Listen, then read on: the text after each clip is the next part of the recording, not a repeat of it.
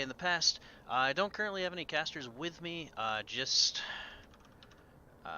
trying to figure out where everybody is, but the goal here is to have the Busaders versus GT not canon play right now. So that's what we're gonna do, and if I get another caster in here, I'll get one. Otherwise, the teams are a little bit loaded into the game, ready to go. So we're gonna be starting champ select here real soon.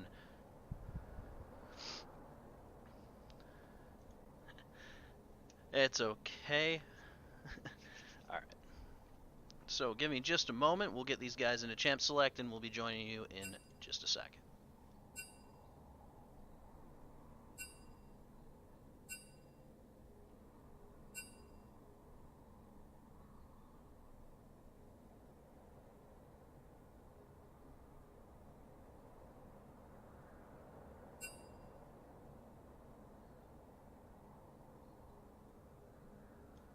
My apologies again. We do have a little bit of a delay. The teams are just waiting to hear if we're going to get another caster in here with me. So hopefully we'll be able to start champ select soon.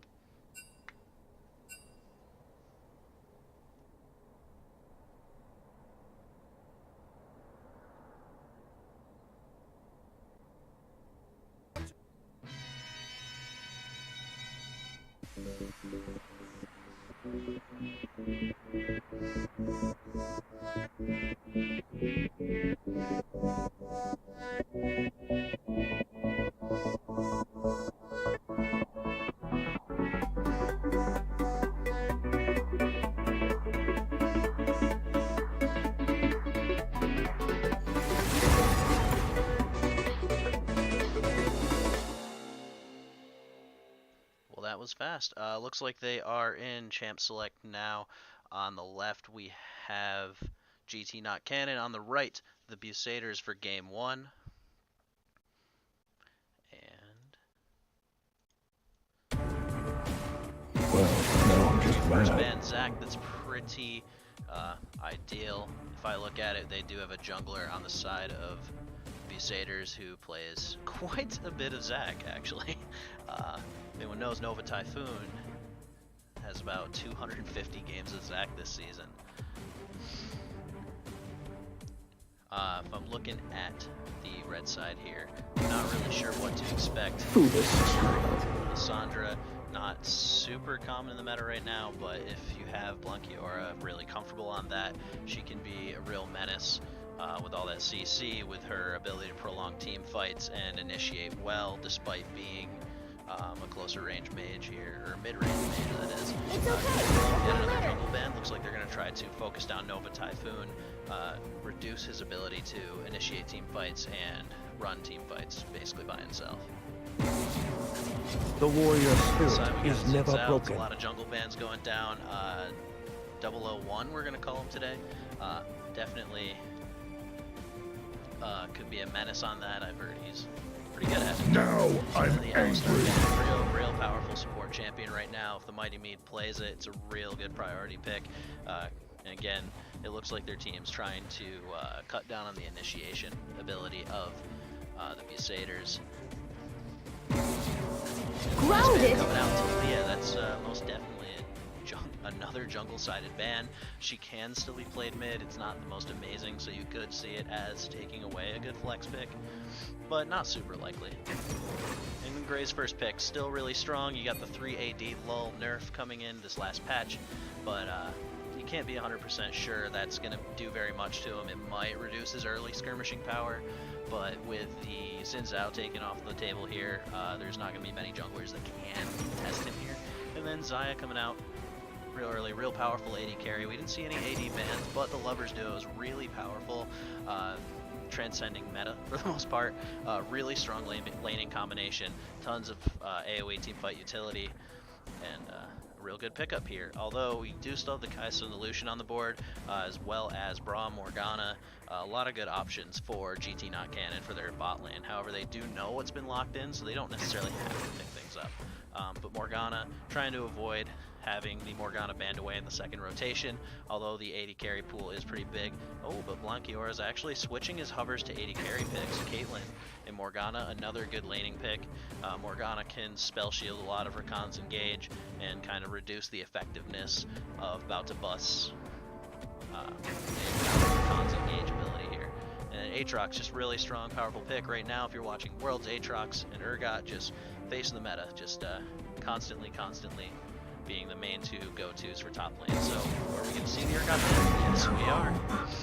It is all you have. So, tanks don't do well into Aatrox. I would expect to see a little bit of a beefier mid laner possibly on the side of GT Canon, with top lane trying to get I would say probably a fighter, or maybe a Fiora or something. Maybe even Camille trying to... Seems you left your brave pants at home. Want me to wait while you go get them? Laning power, that is, sorry. Poppy, though, really good into Aatrox. You reek of fear. Fights into really one-sided. But Sion going down, one of the only tanks that can hold on with Aatrox. Tons of initiation. We definitely know what the Busaders are trying to do here. Trying to set up all these big team fights, trying to skirmish the mid game, get Sion 2 items to go. The Hecarim Van going down, Nova Typhoon, second highest played champion this season. So I'm not entirely surprised about that one. And then we're actually going to see About to Bust take a pick here. If they want counter pick for mid lane, then he's going to probably pick up a jungler here for Nova Typhoon. And that's about right. Looking at the Trundle hover, no tanks locked in yet on the side of GT not Canon. Trundle has received quite a few nerfs that kind of brought him down the priority list, but he does still have that early power. He probably can't take it to Graves very well anymore, just because of the kiting capabilities of Graves and the skirmishing capabilities of Graves early levels. But we'll see. And we have the Ornn lock-in, so Trundle ult can be an issue, but Freshburger going to be playing the Ornn, has a lot of AoE, has the ability to set up and disengage from team fights, but again, into Aatrox going to be kind of tough, real hard to land your abilities when Aatrox is just jumping all over the place, has his E stacks. So he's definitely looking to get out of lane phase as fast as possible and make some fights happen. Yeah, the LeBlanc, really good blind pick, really powerful champion, really good at skirting in and out of team fights. But you do get the counter pick coming out for Nug Fugler, and Kassadin's a real good pick here. Kassadin, really good anti-mage, anti-assassin, good against the Katarinas, the LeBlancs, those kind of champions. So Kassadin's a good choice. He's going to hit level 6 and have the roaming capabilities of LeBlanc at that point. But we're looking at trying to reduce the early power of GT not Canon's early game. The Caitlyn Morgana, really long range lane. Graves has a lot of pressure early game. LeBlanc's a really good laning champion. So we're probably going to be looking at seeing Freshburger just chilling, looking for rotations when he can, but ultimately surviving lane and keeping the effect of Aatrox on the map really low, while Kassadin looks to scale a little bit more, and Xayah Rakan try to maintain that laning power that they have, their amount of CC. But it's going to be really tough to do with Morgana's Black Shield as an option.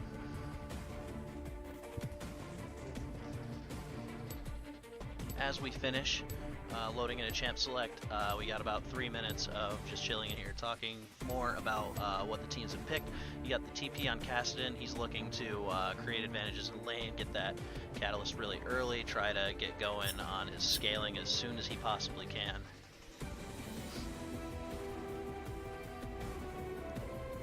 But the Trundle pick, real interesting to me. I haven't seen him in a while. Competitively kind of started to fall off when the likes of Graves and Nocturne got really powerful, when teams tended to get a little bit squishier and more capable of kiting him out and making him a little bit more useless in team fights. But Trundle definitely wants to look to play around those side lanes, try to keep Ornn from escaping. His pillar makes it so he can't E away. He can pillar in front of it, get Ornn caught, so he doesn't have as many of his escape tools in a gank. As well as the Q slow, and although nerf the E slow. So yes, Tea Garden, this is absolutely where you sign up for next season. Head on over to the Discord. I don't know if these guys might have the Discord bound to a command in the Twitch chat. You can find out if you want. But I'll be fixing the overlay here soon. Sorry about the awkwardness. It's me by myself. Hopefully another caster pops in and shows his face. Otherwise, you just have to listen to the sultry sound of my voice.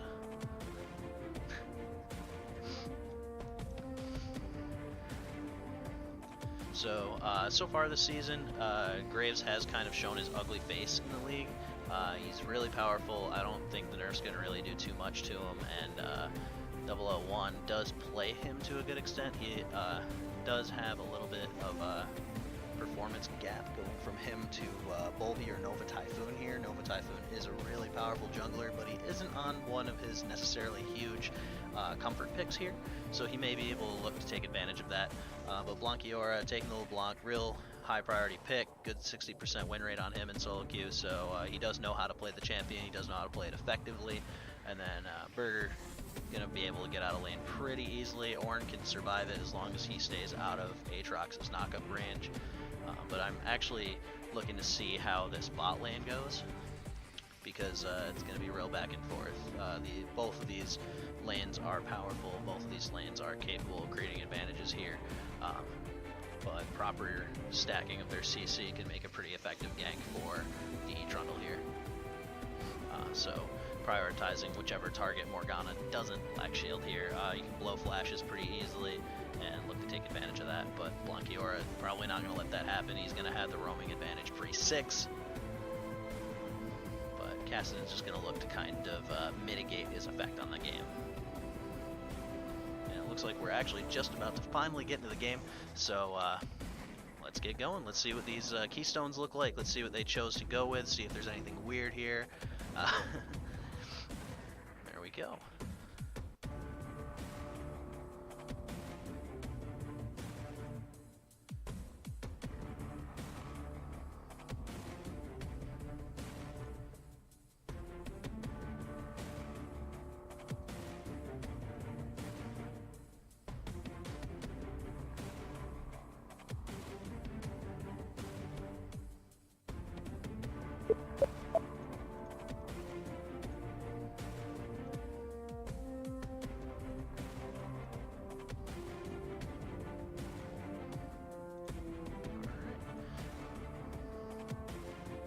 And we are all in the loading screen here, about to get ourselves started, and we look to see a lethal tempo on the Xayah. Gonna be looking for those fights. Lethal tempo did get a little bit of extra power and became a more consistent option for some of our AD carries. But Caitlyn looking to take advantage for range, get the movement speed and the healing sustained through lane with the fleet footwork. Graves still opting for the Dark Harvest. Is one of the many options that are usable on him, we'll go with. I still am in the realm of fleet footwork being a little bit more powerful, but that's okay. Aatrox not looking to take advantage of abusing Comet. He's just going to go for the electrocute, go for those all-ins, so Trundle's going to be looking to gank those side lanes again, because ganking LeBlanc is damn near impossible for a Trundle. But Graves going to be looking to get those early lane advantages, so you're going to see a lot of explosive mid and bot lane fights from him, and a lot of side lane fights from the Trundle, but he could look to take advantage of the more powerful laning Aatrox here. So I'm interested in seeing what these level 1s are going to look like. Morgana does have a more, the blue team does have a little bit more powerful level 1.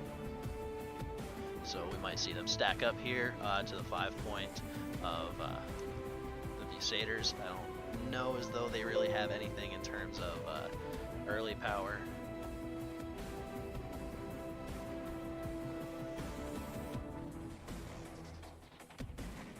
Looks like we did get the loading bug, so I'm gonna re-follow Mr.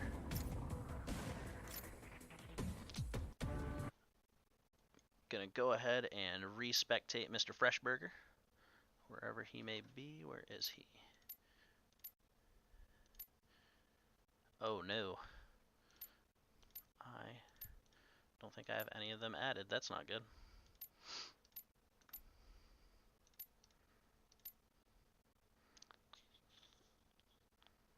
Ah, that's not good at all.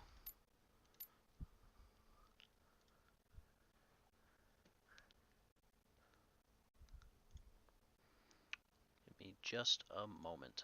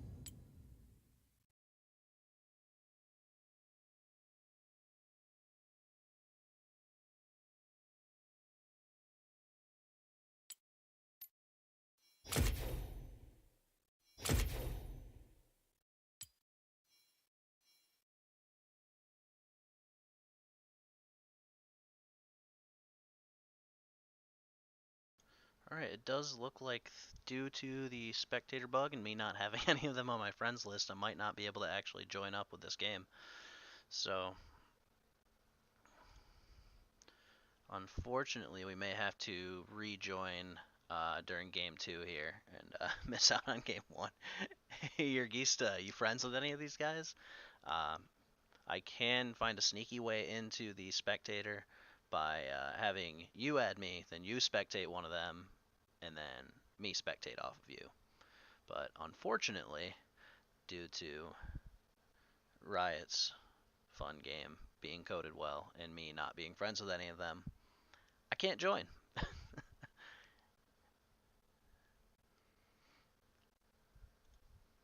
So if any of you guys are friends with these guys, feel free to add Thpoon, THPZOON, and join the spectator for them, and I'll get us back into game.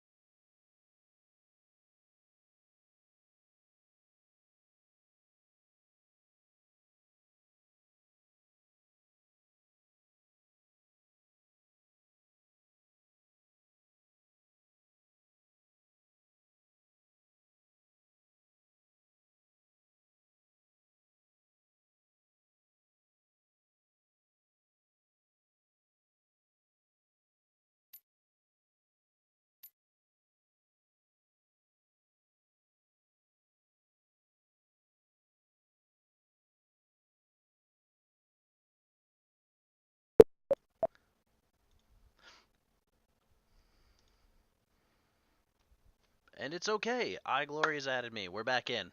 We got this. sorry for the delay. So I'm gonna get us back to the beginning of the game. I'm gonna look at the game straight from start to finish, and hopefully we have a good series for you guys. Hopefully I have a second caster for the second game. That'd be wonderful. Absolutely wonderful.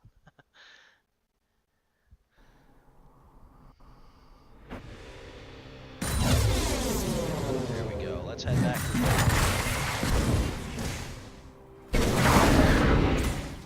So we are starting to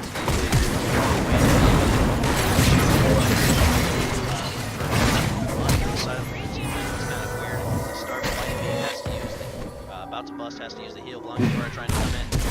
Dash over. A splash ignite on Mighty Meat. Down he goes. Is about to bust, about to go down. Got another flash from 001. 001 tries to auto and hits the turret, but Morgana gets the kill, and the tower actually takes it down. That's 2-1 in favor of GT, not canon. Freshburger doing exactly what he wants to do here. He wants to just farm, keep himself going, and not have any trouble. Farm his way through without any issues in this game.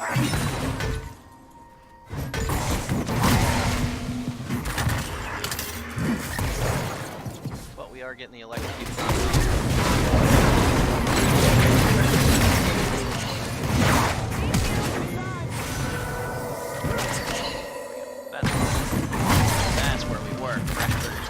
right in the middle of that. Really exerting his lane pressure here to take advantage of everything Nugbuggler down really low, but Blunkior actually taking a power shot, looking really low. Going back to mid, it looks like both jumpers are converting. Low one, keeping the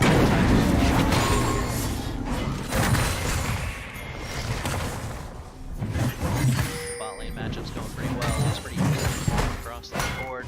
A little bit of an advantage on the side of GT not canon because of the extra kill.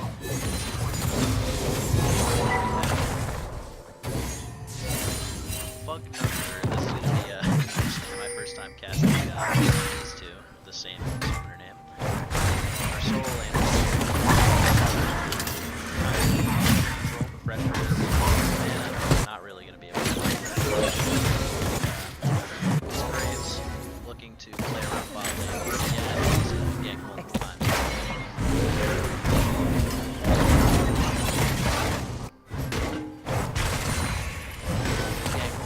Now on the bot lane, really not having electrocute proc up cannot take him down low enough, but it's going to force him to the game. He's probably going to have to TP back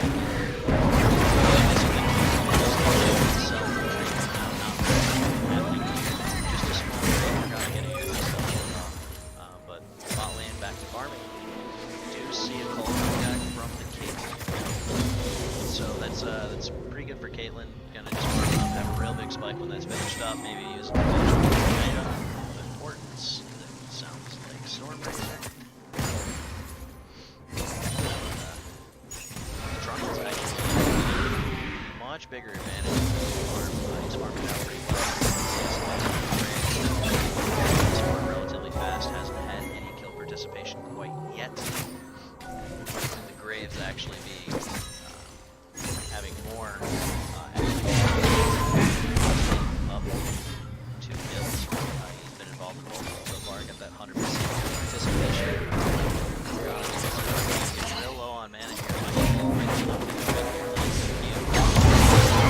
All in. Nugbuggler actually hit 6 first and decides not to finish up going for the all in. He does have the advantage though.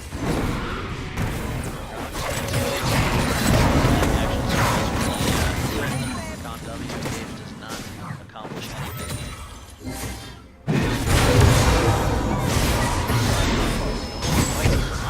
Looks like Blunkior might actually kill him here. Nope.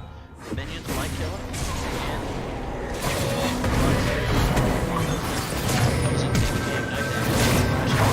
Has no mana. He's getting chased down by the Sire Return here, and they both survive and have to back out a little bit. Nova Typhoon comes in one of their respective lanes and advantage here.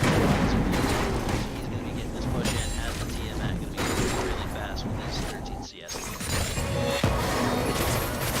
About to bust. That's going to be looking to push their lane out, get a reset, get it back, and try to get a bit of advantage here. The Longsword probably will be turning into Stormraiser as well. Don't know if he has 13. Nope, 1200. He might look to push him one more wave. Caitlyn actually would be really far behind. Managed to not finish the BF sword. Comes back with boot and longsword. Making sure Busaders does not get a huge. Only got a 3 CS lead. Much more at this top lane so far. Early on, which is actually evened out the kill differential here. Doing so much damage. All he has to do is not take any tower shots, and this Kassadin can't kill him. Although Kassadin is supposed to have a little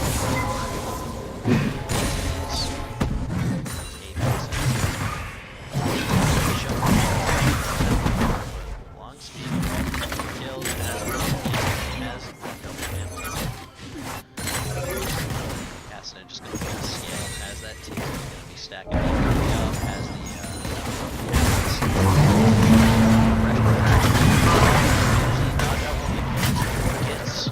just happened a little bit, but he drops and manages to save him.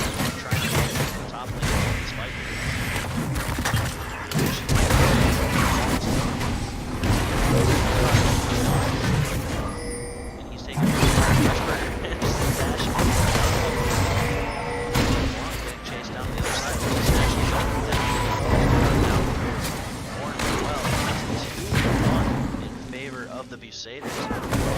Chase this down.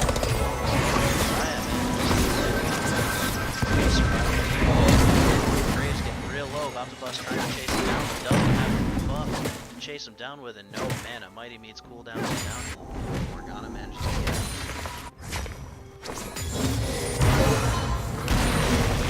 Try to adjust that audio volume for you.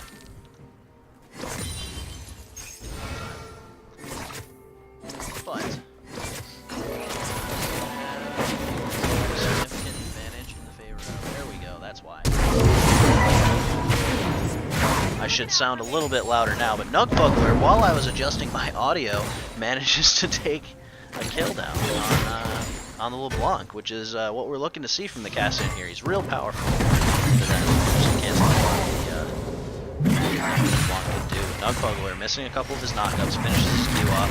Does get the W, but it's not going to do anything here while Burger walks out. Red team is going to take a free dragon for this. Bucknuggler's still going for these fights. He knows he's strong. He's got the serrated Dirk here, so he's going to do a lot of that. Oh, turn chat off. Okay, turn chat off. Thanks, Venom. Nugbuckler's still managing to land quite a bit of those knockups. You can tell he's been practicing. But the free early Mountain Drake is going to be really good for these guys. The Busaders do not have a particularly great comp in terms of sieging. They'll definitely be looking for the skirmishes. Blockiora actually roaming up, landing the knockup. Freshburger following it up. That's some good CC, but Bucknuggler going to try to walk away. Doesn't have the ultimate. He's going to go down here to Freshburger, actually. Blockiora, no ignite. Blockiora just... Yeah,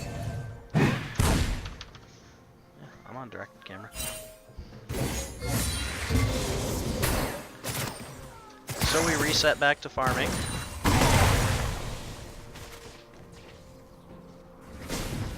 Him and Freshburg is going to be shoving his lane out. We forcing the TP out of Bucknuggler here. And the game is going according to plan for Busaders, but Freshburg is actually going to get ganked here. The W goes off and he gets pulled back in. Nova Typhoon gets the pillar and tries to chase him down. Freshburger is going to go down to Nova Typhoon. Good gank on his part, knows he's overextended, was trying to shove out, get that reset for his back, and then died for it. But Mighty Mead and about to bust, getting an advantage in this lane, have the kill advantage here, but it still can go either way. Dashes out of the way, manages to dodge the Morgana, thank you with that, and a lot of the hard CC from these supports is getting landed. Really solid laning for both of these AD carries, managed to dodge out everything. We're going in, has the level advantage, does a good amount of chip damage here, but Blunkiora lands the root. And we're not going to see a whole lot come out of this, but you can see actually in the top lane Bucknuggler right now, getting some of that deep vision, checking to make sure that Graves doesn't show up, but he's currently hovering around bot lane, but he's getting spotted out on a couple of those wards, while Trundle makes his way over, finishes the Scuttle Crab, and tries to invade 001. That was actually a really good dodge on the part of Bucknuggler. He managed to Q over Freshburger's dash, which I didn't know was a thing. But Blunkiora looking to keep up the roams, keep that side lane pressure. She's been giving up quite a bit of CS, actually a 40 CS differential here. Bucknuggler taking a bunch of damage, has his ult passive. Freshburger's actually still going to tank. They're going to go for this dive here. Freshburger getting his ultimate off. Actually misses, but it doesn't matter because Blunkiora finishes off the kill. But Nugbuckler's here to finish it off. Gets the rampage on the LeBlanc. Mighty Mead in the bot lane. Meanwhile, getting the ultimate off, getting the charm. Nothing happening here. Freshburger and Nugbuckler fighting in the top lane. Then we go back down to bot lane and still nothing accomplished here. We do have Nugbuckler able to chase down Freshburger. Freshburger's not going to be able to get out of this with casting his ultimate stacks up. But let's see if he has enough mana to do it yet. Freshburger manages to kite his way into the brush to get advantage in a trade here with his cooldowns up.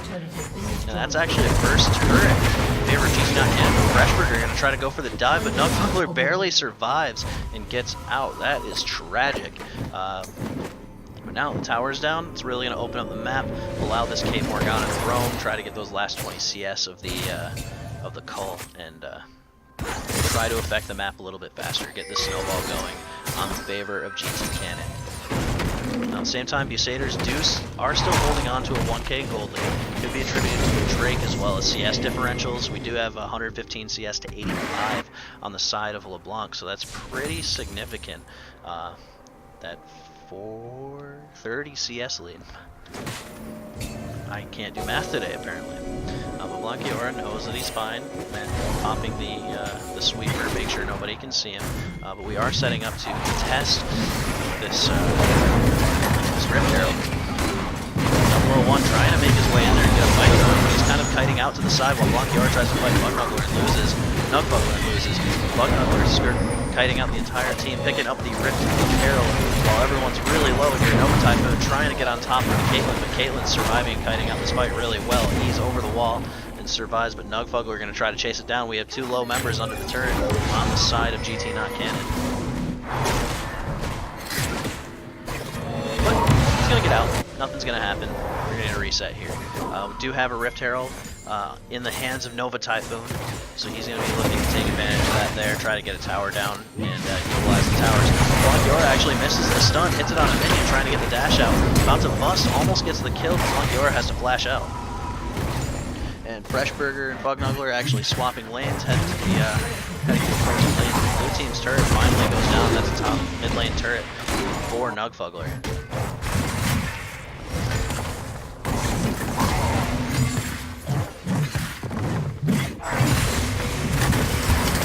Freshberger manages to get out, just dashes out of the W on the side of Aatrox, but taking a ton of damage actually. But Bugnugler thinks he can take it. He pops the ultimate, runs out, chasing after Freshberger. Freshberger taking the fight, but Nugfugler comes in. We got our NF friends both coming in trying to kill Freshberger here. He managed to still land Call of the Forge God, but not going to be quite enough damage. 001 comes in, saves it. Nugfugler actually doesn't have ultimate anymore. He goes down. 001 goes down to the damage of that Kassadin. That's insane burst from him. And 7-1 with 133 CS Kassadin in 16 minutes. He's a big boy. He's supposed to scale. He's huge this early. He's going to be a problem. Morgana actually floating over, but doesn't realize she's on top of some wards. This bot lane might look to converge here. We do have LeBlanc nearby, but Caitlyn just walking right back up to lane, trying to prevent this tower from going down.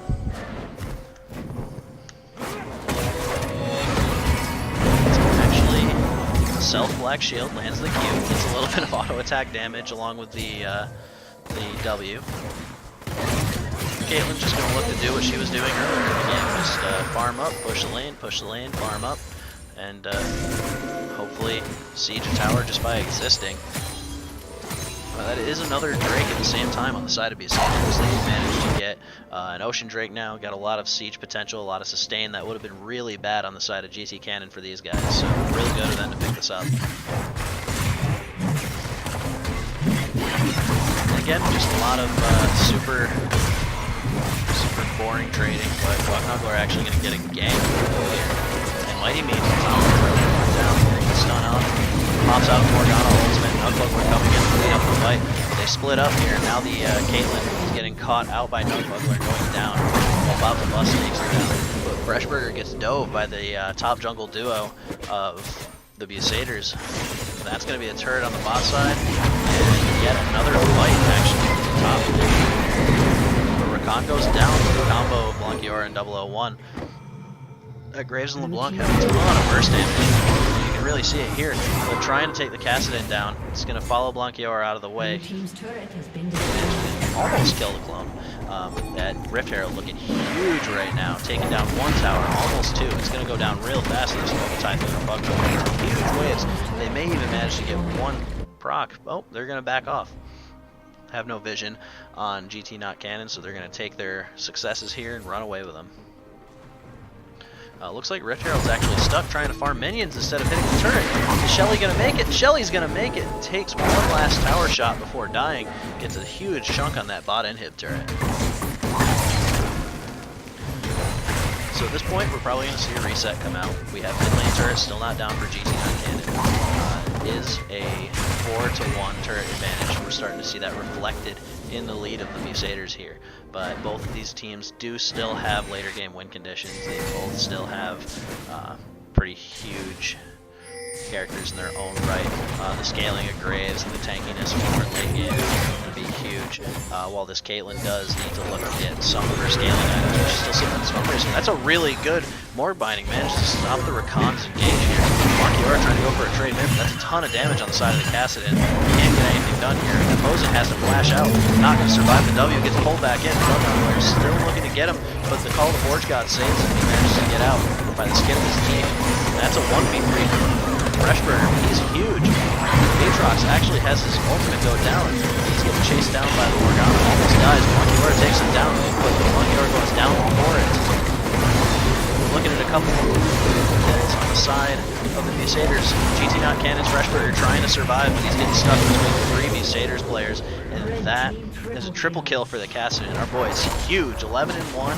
Hasn't completed Seraph's Embrace. Almost done with his Roa. Is done with his Roa and a Sheen. This boy does a lot of damage. And Mighty Mead getting these engages this game.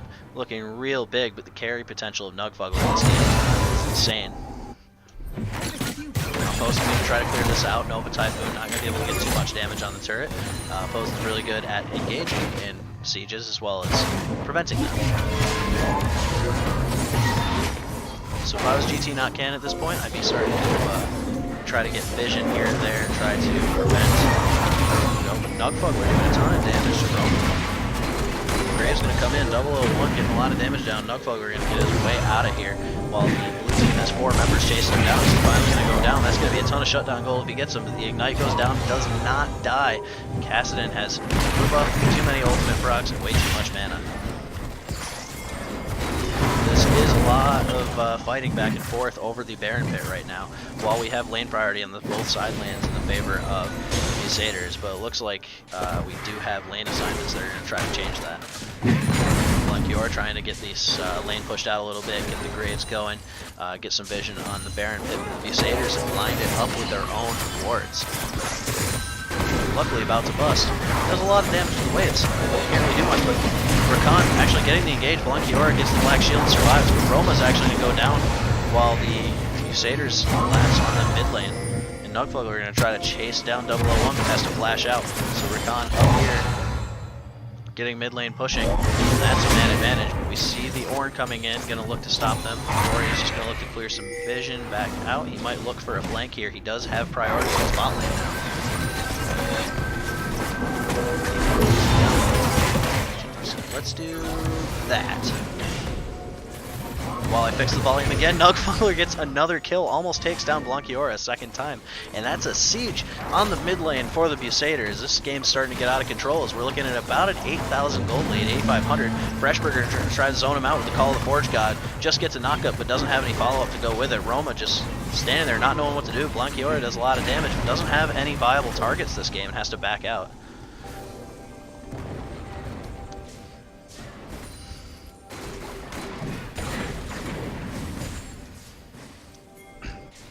We're looking at a reset here. That's a downed inhibitor mid lane for the Busaders, and they're looking like they're in the position to win this game. We're going to start seeing some side lane prioritization. We do have the TP up for Fugnuggler. He does have TP priority, as well as Kassadin here soon is going to have it up before Freshburger.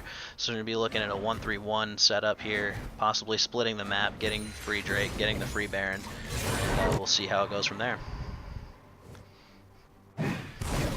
But LeBlanc just doing her best to try to get something going.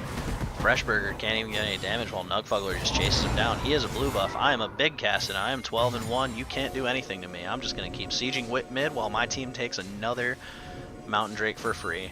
And we're not going to see this Graves go for anything. You see him backing in the top lane. Doesn't even go for the turret. Thinks he can come back and try to contest, but there's really nothing he can do. He could just go for the top lane turret, since his team's going to lose out anyways. He gets nothing for getting that back off. Busaders continue to be in control of this game while it takes 4 people to clear mid lane. Not as much wave clear as I thought so far, especially with the Caitlyn waiting so long to scale. But get anything done. Blankiora has no mana, initiates the fight while Freshburger gets the hard engage here. They're tucked into a corner, but Nugfuggler gets the flank off the back and just takes everybody down while the team fight fails. GT not Canon just trying their best to get something going, but they can't. We got Freshburger running away, but all that damage, all that CC, he's going to go down, and that's looking like the game for the Busaders. But Nugfuggler, he's thirsty. He gets the Caitlyn. That's a one-shot, and down he goes, and that looks like it's going to be game one for the Busaders in 24.5 minutes.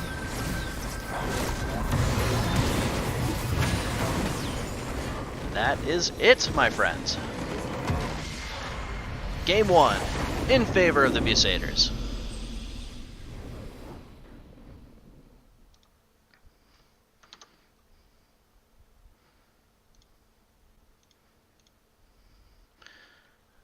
And coming out of the game, since I was in spectate third party, I am back at the main lobby. So I'm going to pop this back up, get back into the next game with these guys, so hang on real tight, everybody. We'll see you soon.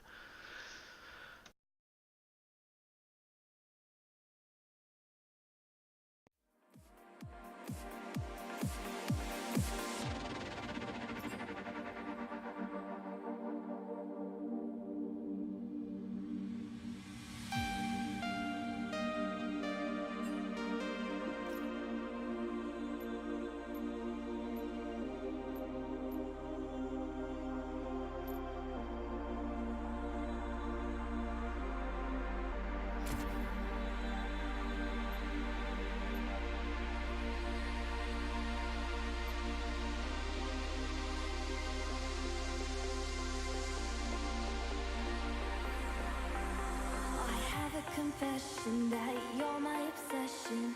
You're pulsing through me. The blood is rushing and I am trusting you'll come save me. My knees are feeling weak. Your body's close to me.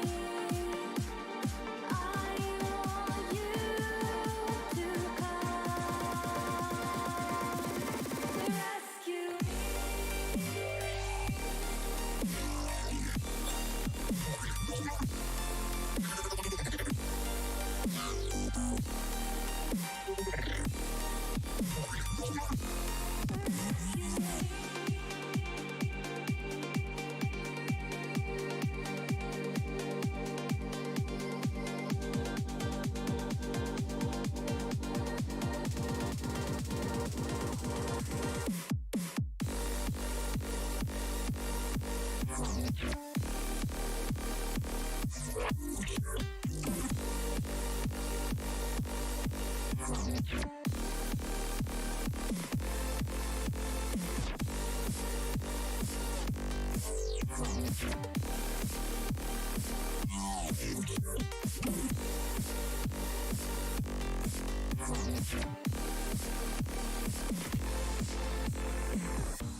Won't you come and rescue me?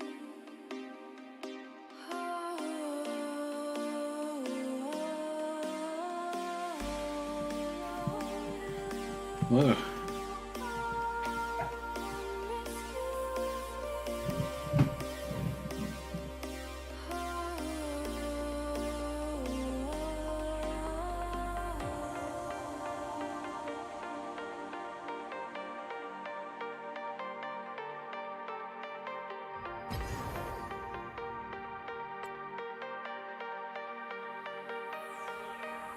My knees are feeling weak. Your body's close to me. I want you to come rescue me.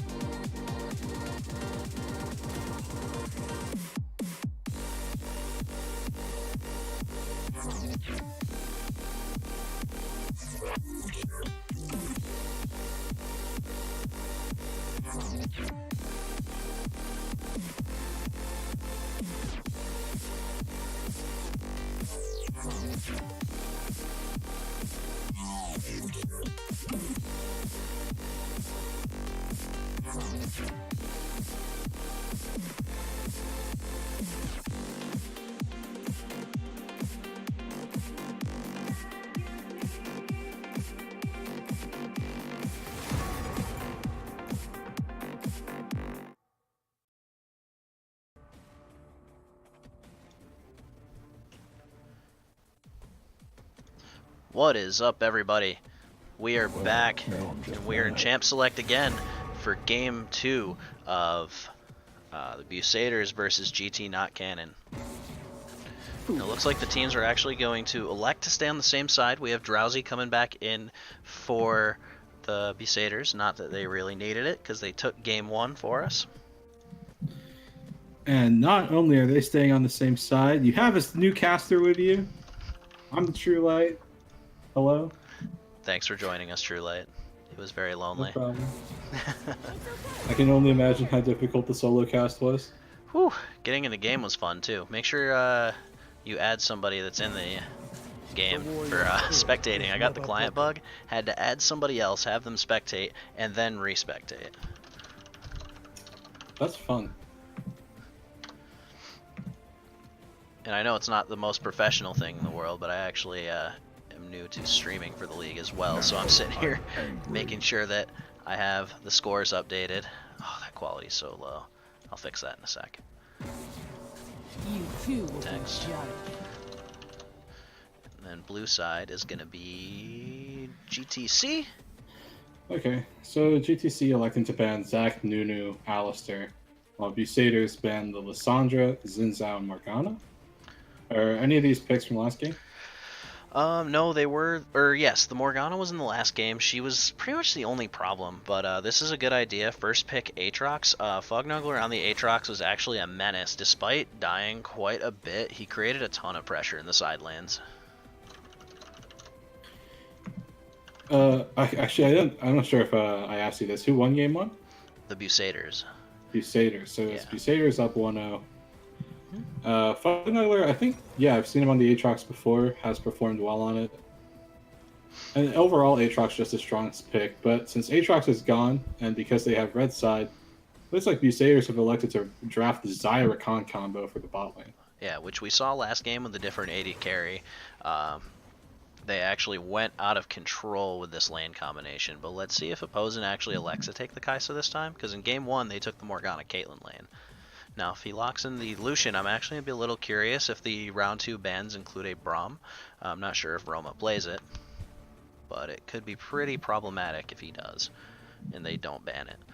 But second most played champion for Nova Typhoon, right behind the Zac, which got banned for good reason. He has about 300-ish games this season on Zac. Yeah, Nova's Zac is actually pretty insane. It's very entertaining to watch. Yeah, definitely. Now, I'm expecting to see some support bans here, especially a Braum. That Lucian-Braum combination is really strong and can occasionally hold up against the Zyra Rakan. But then Morgana was a really smart ban. It really caused some problems for him last game. Well, after casting Rauma, or really GT last night, I've come to kind of understand that Roma, however you pronounce it, doesn't seem to favor tank supports, instead tends to favor enchanters. So if it's left up, you might see a a Nami pick for Rama, or it might get banned away here. Makes sense to me. Because Lucian Nami, not exactly the same kind of synergy as Lucian Braum, but you can definitely see how it would work. Yeah, I definitely agree What there. is Syndra But ban? the Syndra ban actually going down. The LeBlanc looked powerful initially, but the Kassadin kind of just got out of control. Kassadin being a harder counter to the LeBlanc. Mm-hmm. She roamed well. Like, they got GT Cannon got early advantages, but the game kind of fell out of their control pretty fast. And there was the Kassadin ban. Yeah. So we might still actually see a LeBlanc blind pick, because we are still going to get Nugfugler a counter pick, or we might actually get Fognuggler the counter pick here. But since the jungler's still What? Oh, is that a Hecarim top, maybe? That might be a Hecarim top. Trying to take the Aatrox down with Hecarim top. Taking a page out of... Nope, there's the Poppy. Nope, it's a Hecarim jungle. Yep, Poppy got banned last game. They were trolling me with the potential of Hecarim top, but Poppy real strong into Aatrox, displaces him pretty well, makes it really difficult for him to get anything going. So And real good option on their part. not just that, you have 3 dashes already on the side of GT not canon. Aatrox has a very small dash, but it'll still get blocked by Poppy's steadfast presence. Graves' dash and Lucian's dash all get blocked, and it's the Karma pickup for... That could be a mid lane Karma, although I'd be really surprised if Blanket Roja plays it. Yeah, he seems to like playing these high pressure assassin mid laners, these heavy roaming mid laners, from what I've seen so far. My last time I casting agree. these guys was actually in the play-ins.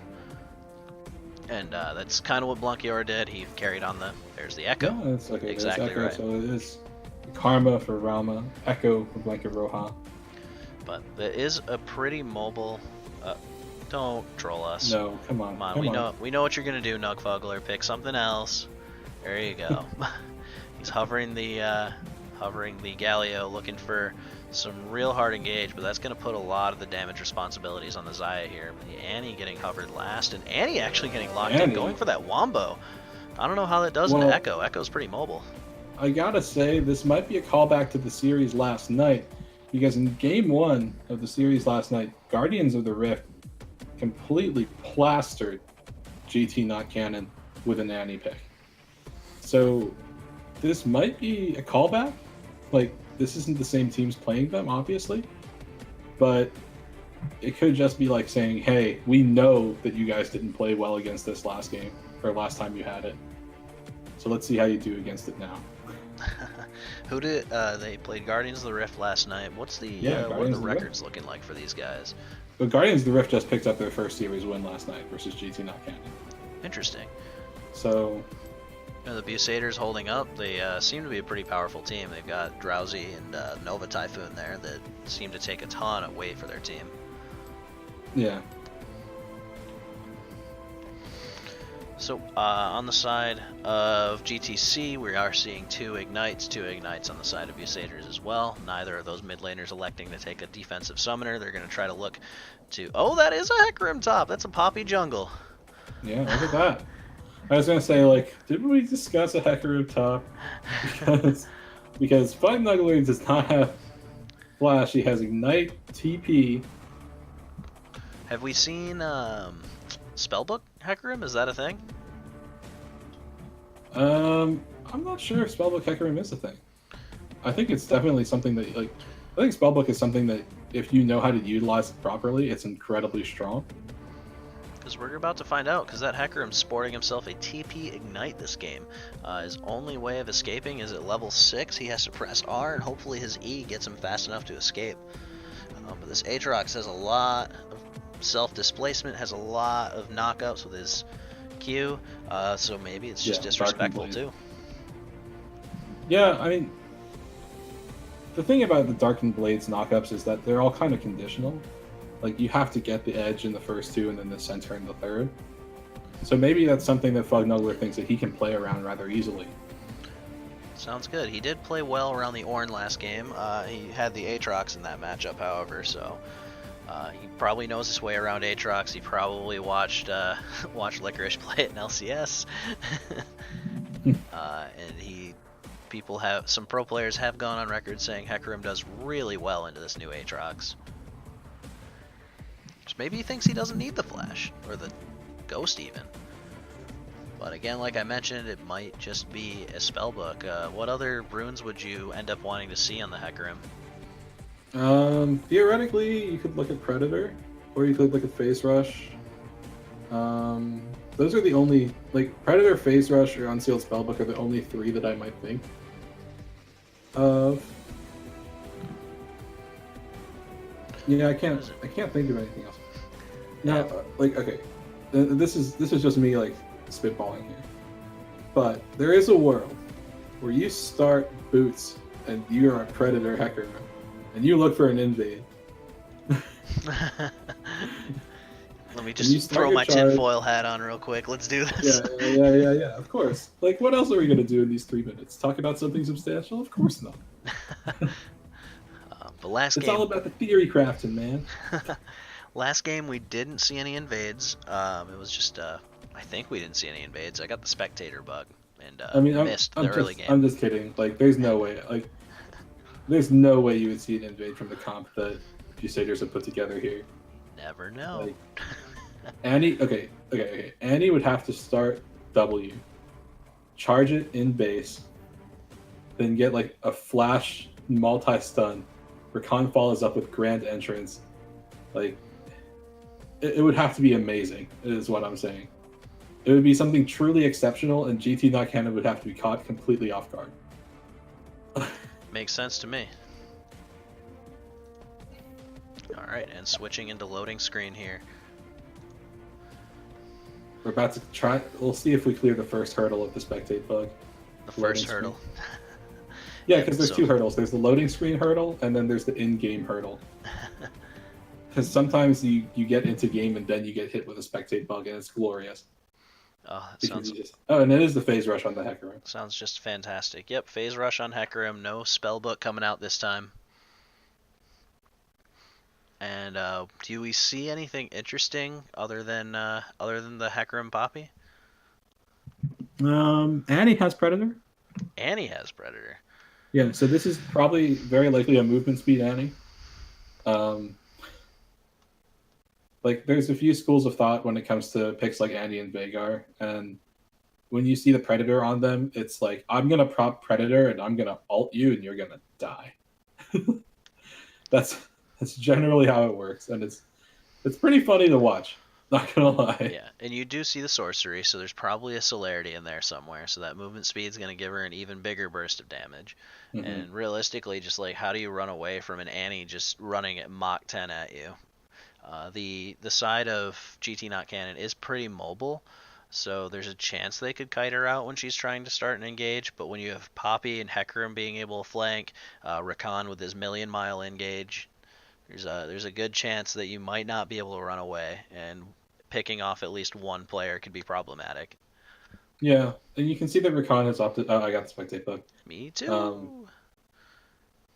Rakan has opted for the Guardian over There you go. You can spectate through me. over a summon area or what do you call it? Unsealed spellbook.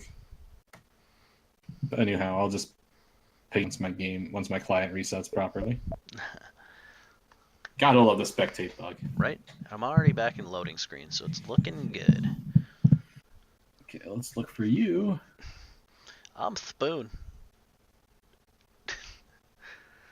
There you are. There we go. I like the icon. Thank you. I definitely didn't just AFK to watch the games. And I am immediately in game. Let me know what your time is once you're in, and we'll make sure we sync up properly. I still can't turn chat off. my client just reset, so I'm going to be in shortly. There we go. Just let me know. But we are looking at an invade for the Busaders. Luckily, I didn't have to change the overlay at all. Wait, the Busaders are starting up an invade. They are. Mighty Mead starts with a... Oh, Roma gonna face check there. Rakan actually misses the W, and Roma manages to flash out. Nothing coming out of that. That's a big Q, though. An empowered Q from Roma, and a flash down for her. Yeah, that's a summoner advantage right off the bat. This bot lane, already powerful laning bot lane, is gonna look even stronger now. Yeah, and yeah, exactly. Something that is as strong at level 1 and level 2 as Xayah Rakan is definitely going to be able to abuse a flashless Karma at level 1. Get down with me. Dust it off.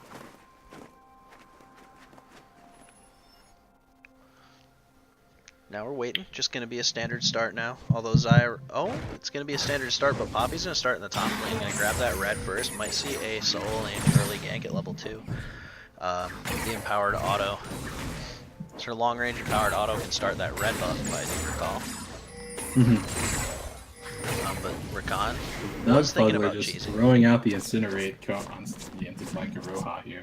Now Hecarim's pathing's definitely going to tell them that they started topside. He comes into the lane late, and red team started in the lane, so they definitely know Poppy started topside. So her pathing though is telling me she's looking for Recon grand entrance onto Rauma here. No, nothing comes of it. It's still level 1. We can see here, Nugfuggler doing a good job of getting the laning advantage early, gets the push, gets the early level 2. It's going to look really good for the Annie in this lane.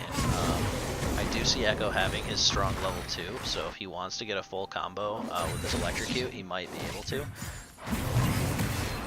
Drowsy is actually taking a fair bit of damage from the Karma Poke. Yes, definitely. And then Fognuggler just trying to take... It looks like he might take the bait here. Freshburger trying to be aggressive, but trying not to act too aggressive. You know, that fine line there. But 001 going for the big fight. Fognuggler's going down. There it is. And he's down. But Echo trying to go for engage here. Phase dive forwards. He should be popping with Ignite. There's the stun. That should be a solo kill for Blanket Roja here. He gets it, but does that Ignite take him down? It does. Oh, minions OP! And the minions take him down. So we do see a kill right away. TP popped for Fognuggler, so we do have a TP advantage on the side of GT not Canon, but we're having a fight in the top lane. Freshburger might be going down here. The Ignite's ticking on him. And there it is. And Drowsy is also going to be dropping as he goes forward here. Pops the heal, I think, for the assist. Yeah, but that's a 2-for-1 actually in favor of the red side here. The Busaders getting an advantage. And we're going to see a TP pops for Freshburger, so everything off the table. 400 gold lead, mostly farm attributed. The Fognuggler taking a lot of damage this game just from the minions every time he goes for a trade. He's taking a lot of these with minions up. And you think about it, if you think about it a little, Aatrox and Hecarim, laning-wise, are similar. They have some kind of inbuilt sustain, but it's a lot easier for Aatrox to pop through than Hecarim. It looks like we're seeing a fight going on mid lane. Blunkiora trying to get something going again, but Nugfuggler has the anti-passive up. And Fognuggler too, looking really dangerous here. He's looking real low, but he does have a big wave and he has that W if he wants to sustain through it. There it is, pops the W. Tries to stay a bit healthier, but Freshburger, Aatrox's inbuilt lifesteal is a little bit better than Hecarim's Spirit of Dread, the W that heals him. Especially because there's a cap on Spirit of Dread's healing, if I recall properly. I'm not 100% certain. Hecarim cannot heal more than 90 health from minions or 60. Oh, yikes. So he actually goes down. That's a solo kill for Freshburger. Wow. That's a huge engage for him, and a nice solo kill going down. We're starting to see another trade going down. Opposing trying to be aggressive here. Nice dash away from the blade call. Yeah, the press the attack proc doing a ton of damage to that Mighty Mead, the Rakan here. And we do see the Gray is focusing down bot lane again, doing it 2 games in a row, but this time getting those bot lane advantages will be pretty useful for him. It's a Infernal Drake this game. And that'll make the game pretty explosive. Both these teams are going to be focusing on the amount of damage they can output the team fight here. And neither team is particularly tanky discounting Nova Typhoon. Mighty Mean goes forward with the grand entrance. Opposing drops to the auto attacks of Drowsy. And getting their starting AD carry in is showing even better. The early laning advantage last game that they got with their backup AD carry was good, but with Drowsy, just he knows where to be. He's got that really good synergy with Mighty Mead, and just everybody that walks up to him just goes right down. Yeah, and opposing died with his flash up there. I think he thought he could probably outplay it, or maybe he just thought it wasn't worth, burning his flash for a situation where he'd probably die. Yeah, definitely. But you gotta think, like, if you're putting yourself into positions like those, you probably should be playing a little more defensively if you're opposing, because there's no way that Rauma can actually interrupt Rakan's grand entrance. There is a little windup that you can interrupt on it. And since there's no way for him to do that, once Rakan goes in, he's going to get the knockout. He has to be positive. Oh, but Fognuggler going in. He sees the ping from Poppy. It looks like Poppy might try to follow up, but that's a ton of damage from Freshburger, and he's just going to take this trade here. Getting the autos off. Still has the ultimate. Pops the ultimate. Nova Typhoon coming in, saving Fognuggler. But Blunkiora at the very same time going down to Nugfuggler. He can't pop the the chrono break because of the stun. But Nova Typhoon getting the ultimate passive off of Aatrox here. And Noah Nugfugler waited surviving, as but long as he Nugfugler could gonna walk away. before getting his power range. Nugfugler has the Q, dodges out the Graves Q, and gonna chase him down with Tibbers, but not gonna get anything out of it, gonna let him go. And another Blade Caller room. So this Xayah has been on point this series. Mm-hmm. Yeah, Nugfugler took a huge amount of damage. I know he was waiting for the Poppy to come through there, but that was playing a little bit aggressively. And definitely, and that's another I electric. think he has ultimate available in this situation. He might have to ult. Oh, that's a really good play for Fugnugler, Fugnugler, but he's out of mana and he gets the kill. Last second, huge trade, but opposing dodges out in the bot lane. The Blade Caller doesn't get the root off. Yeah, but Roma looking low on mana, not too much they can do, but opposing trying to be as aggressive as he can to try to stifle some of this lane advantage that they're getting in the Lover's Duo here. But Mighty Me just been, he's been good with the sustain too. Finding those gleaming quills is so key. Absolutely, they're just able to sustain through everything, so opposing just has to sit there, hope for the best, and you can't do Lucian things.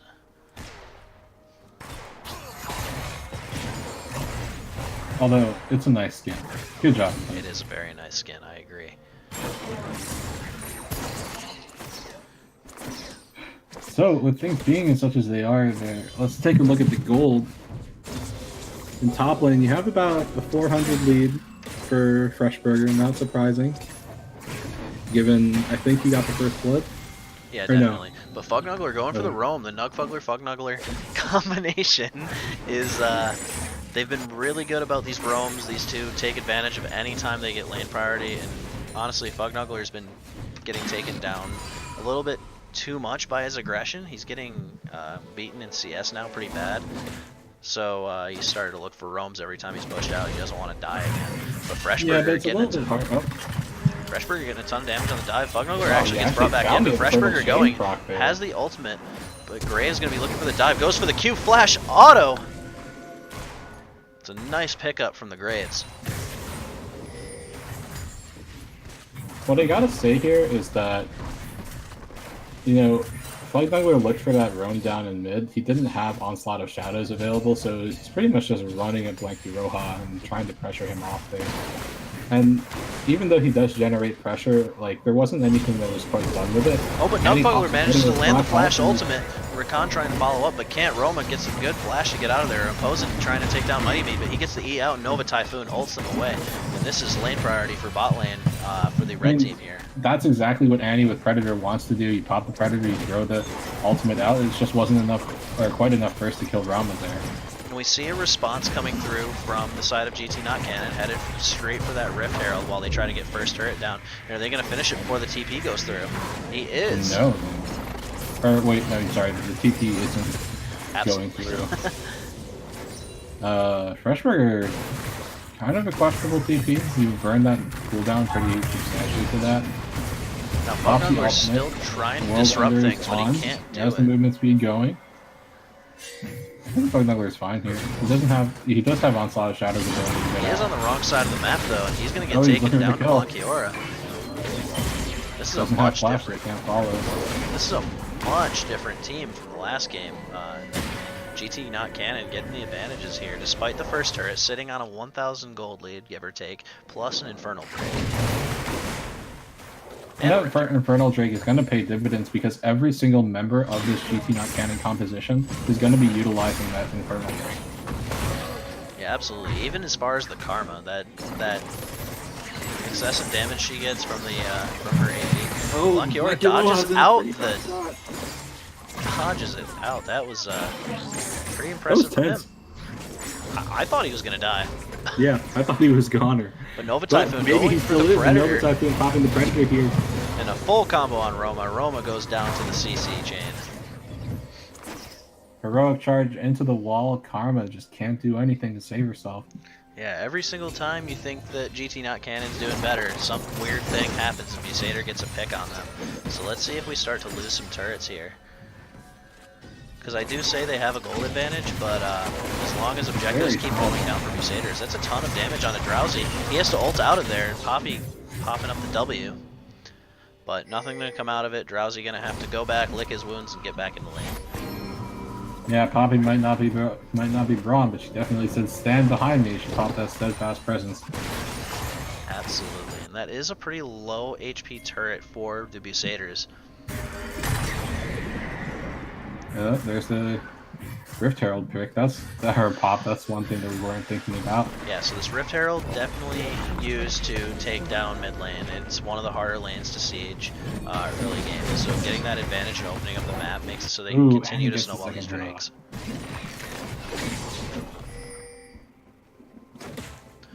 And here I was thinking it'd be quick and easy. It was only a 24-minute game in game 1 for the Busaders, but Mighty Meat about to face check Freshburger, but he dashes out and doesn't take the W here. But they're starting to get pinched on. Mighty Meat going for the flash ultimate, gets the hit. There's a quickness. And that's huge damage for Nova Typhoon. He even survives the fight. And Nugbuggler even takes down Graves, and right before the Cloud Drake, that's an advantage for Busaders, 2 for 0. Hecarim coming in with the flank and the ultimate. Echo ulting out of the way though, but Drowsy and Nugbuggler are taking damage on the backline of the Echo. Echo gets out. Freshburger about to go down, but he doesn't. Drowsy's dead. And Fugnugler getting the return kill. That's huge for Busaders. Being able to smash away that fight, the onslaught of shadows coming in from Fugnugler was so key to break up the rest of GT not canon. And that 4-for-1's huge. They're going to be able to get a Cloud Drake. Now, it's not an Infernal, but it might as well be for our boy Hecarim. With that well, not just that, you have 2 Predator users who aren't Hecarim. You have that on Nova Typhoon and on Nugbuggler. They're more than happy to get the Predator from. Absolutely, so it doesn't actually look that bad. And suddenly Busaders have the gold lead back. They dodge out the red buff. They don't want to die. But they're not able to finish the Cloud because Nova Typhoon went down in the back end of that fight and wasn't there for the smite. Oh, so they actually reset it, so we might see another fight coming out. The ultimate for Mighty Meat's still down for just a little bit.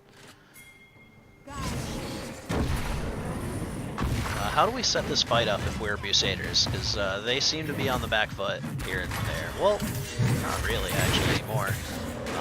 They're actually down in turrets, and GT not canon does have a little bit of push advantage in the side lanes. Well, there won't be a fight over the dragon now that GT not canon has nabbed it. But let's see what the next dragon that's spawning is. And it is another Infernal. So GT not canon, if they can grab that second Infernal, that'll be huge for them. Blankiora trying to get the W off, but Fugnugler actually managed to do a good amount of damage. Misses the Q. Blankiora almost out of mana, and Fugnugler, oh, that was a huge damage, but the Q is too much, and the Hecarim takes down the Echo here. Nova Typhoon, though, getting into a fight with Freshburger in the top river, and nothing comes out of that either. I mean, there's a reason that Hecarim Q's called Rampage. Fugnugler just gets it all up. Mighty Meat has to use the quickness to get out. Oh, the flash. Nice dodge from 001. The flash out of Tibbers. Real smart, but Drowsy just gonna base check him, takes a ton of damage, actually has to ult out of there, misses the Blade Caller, Nova Typhoon pops the Predator but can't get it. The last auto attack from Annie takes him down, and Nova Typhoon looking for the engage. Roma gets the Ignite down, Fugnugler surviving without taking a turret shot, and that's mid lane for the Busaders. Tank it, Tibbers.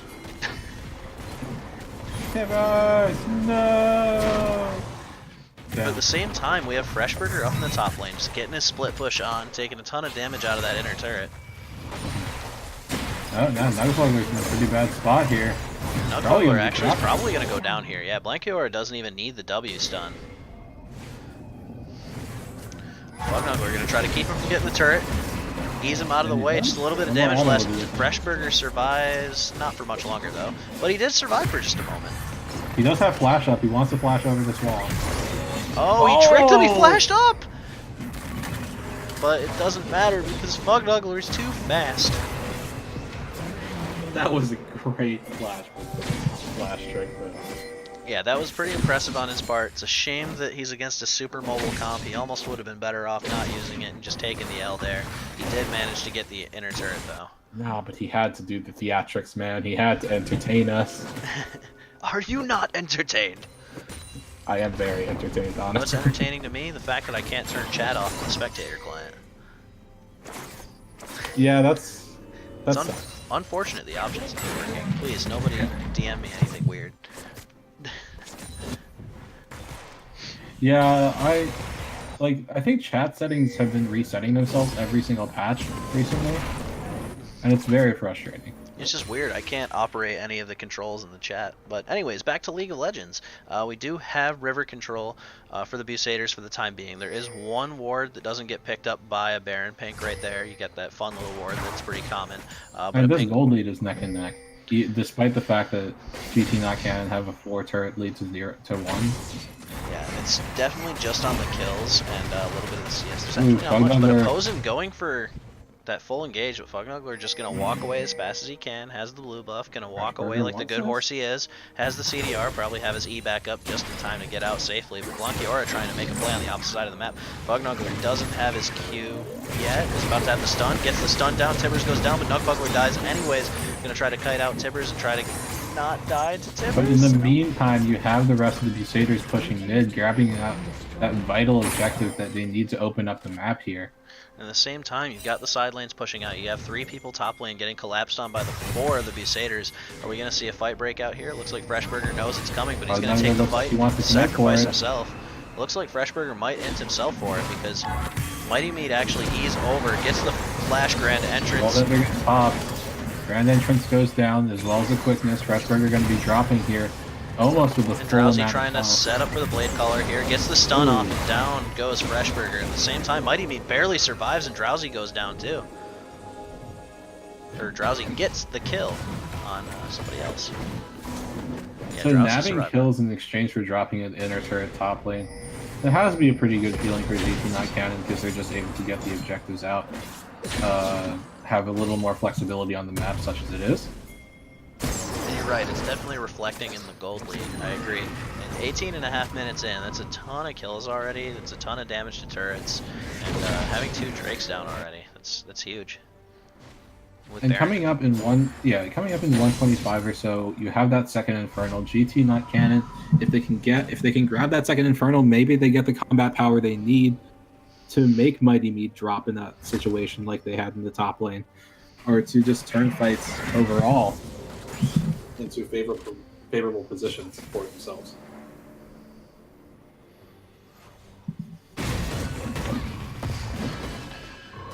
This isn't actually looking grim for anybody yet. I hope that these teams do realize that the gold differential is not as big as they may feel it is. But Lucky are going for the fight here, getting a little over aggressive though, because Nova Typhoon and Bucknuggler are both in. Gets the stun off with his ultimate, flashes out, and uses the blast cone to escape here with 001. Is he going to greed for a little bit of damage? He does do a lot of it. Blankiora gets out, tries to avoid the Mighty Mead's engage, while 001 and Roma are getting spotted out here. With this Infernal up, it's a lot of high pressure in this Dragon Pit. Like a secret agent 001 gets out with his teeth, by the skin of his teeth. I would hope he still has his teeth. Dun, dun, dun, dun, dun. Nova Typhoon looking to walk in, try to get the vision advantage for the Busaders. If they turn this one Infernal Drake and try to finally get themselves some irrelevant objectives, maybe these kills. Taking a lot of damage here. There's a Sterak's Gauge pop. Freshburger doing a ton of damage right now. Fugnuggler also almost takes out. Oh, 001. That's 001 not where you want to be, buddy. And Blankiora trying to follow it up though. Misses the W, but Nugbugler manages to walk out a little bit, gets the Q. Typhoon's going to kill opposite. Oh, the broadcaster keeps alive. Now Drowsy actually gets the ultimate and kills Blankiora. That was almost a huge return fight, but at the same time, Fugnuggler and Freshburger still trying to fight top lane. You get the electrocute proc, and Freshburger not sitting on an ultimate, used it in an earlier trade. Nova Typhoon clearing everything out, getting that Infernal, going to try to turn the Drake advantage back in their favor. Yeah, there's nothing that GT not canon can do to contest this Infernal Drake here. So they're just going to grab it, equalize the Infernal Drake, and the final, or no, not necessarily the final, but the next Drake is going to be a mountain. So not quite a triple Infernal yet, but double Infernal, theoretically on either of these compositions, is very scary.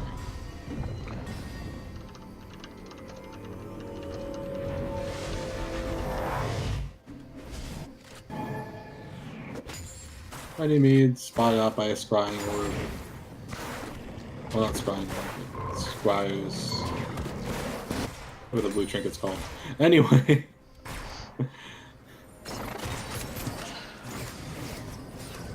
Oh, but Fugnuggler wants this. He finds the engage onslaught of shadow straight onto Rauma. Rauma might be dropping here, and he does. Or she does, Nate, rather. That's huge. And off to the side, Nova Typhoon finds Apizin. That should be Baron. Yeah, this game's turning well in favor of the Busaders, and here we thought that GT Not Canon was getting an advantage again, but that's a TP coming down.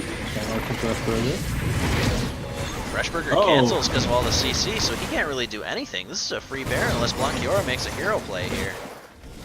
001 trying to get his way in there, trying to get his smite, but Nugbuckler is actually zoning him out. Blanquiora gets a ton of damage now, but can't. Oh, he gets the ult off, just barely, but still 6,000 HP left on the Baron. Everyone's getting pretty low here. Can Blanquiora do anything? No, Nugbuckler's chasing him around the Baron pit, but in comes Freshburger getting all the kills, gonna try to clean it up. Gets multiple Qs, has his ultimate prop. Nova Typhoon Bugnuggler trying to kite out of the fight. Nugbuckler doing a ton of damage. Trying to zone everybody out, has a blue buff, still has full mana, most of her HP. Despite 001 going down here, that's exactly what GT Not Canon needed. They needed the stall on the Baron. And they get it. And this game is so back and forth right now. Yeah, I mean, despite there being a 12 kill differential, you can see just off that tower gold that the gold is practically even, barely favoring GT Not Canon. By less than 100, I believe. Nugbuckler has the spooky ghost, lands the Tibbers, gets the one shot. Oh, Rauma instantaneously goes down. That he does a ton of damage. That's it. Hecarim just counters Aatrox a little bit later in the game. It wasn't lane. You didn't want to listen to Licorice. But no, Fognuggler doing a very good job of turning his early questionable laning decisions into huge advantages for his team now. Yeah, that's absolutely huge, taking down the bot lane of GT Not Canon. They're not going for Baron quite yet because I think they're a little bit afraid of those death timers being a little too short at the moment. Apparently this this stream is rated R. Hello, Amarillo Poro. It's yellow Poro. I've never seen a yellow Poro. Is the stream rated R? I don't know. It is now. I won't say the F word though, because I don't want to. I want to keep casting, guys. I don't want to get banned. Please no Bannerino. Rip Javante. Anyway. Rip Spoon. Yawn but not forgotten. But GT Not Canon managing to reacquire a lot of vision around that Baron pit right now. But we do have the one deep ward for that Hecarim TP if need be. Nugbuckler popping the Predator, running as fast as she can to kill everything, but Drowsy takes down opposing. Nugbuckler still chasing him down, gets the spooky ghost. She's gonna pop Tibbers, she's gonna do so much damage.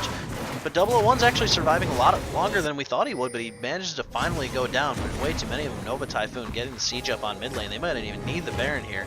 With Blanquiora, that's 2 carries down. With Blanquiora sieging the side lanes, there's nothing they can do here, so Tibbers just has to survive. Blanquiora trying to survive the fight to Fognuggler, but he does a ton of damage now. This Hecarim's a big boy. He's got his Sterix Gauge and his Trinity Force. Now Freshburger going to try to come in, take down Nugbuckler, and try to slow down the engage. But Freshburger taking a ton of damage. Ultimate passive going down. The Nova Typhoon's too tanky and Drowsy does too much damage. So that's going to be the mid lane inhib turret going down on the side of Busaders. Let's see if they can push for an inhib here, but opposing going to try to back up. Fight. Everyone's going to back out. Poppy getting the ultimate down, pops everyone. Pops Echo back down and has to run away, but opposing gets oh no, but he gets a little cut out of position there. And he still somehow survives. With Hecarim with Onslaught of Shadows in the background.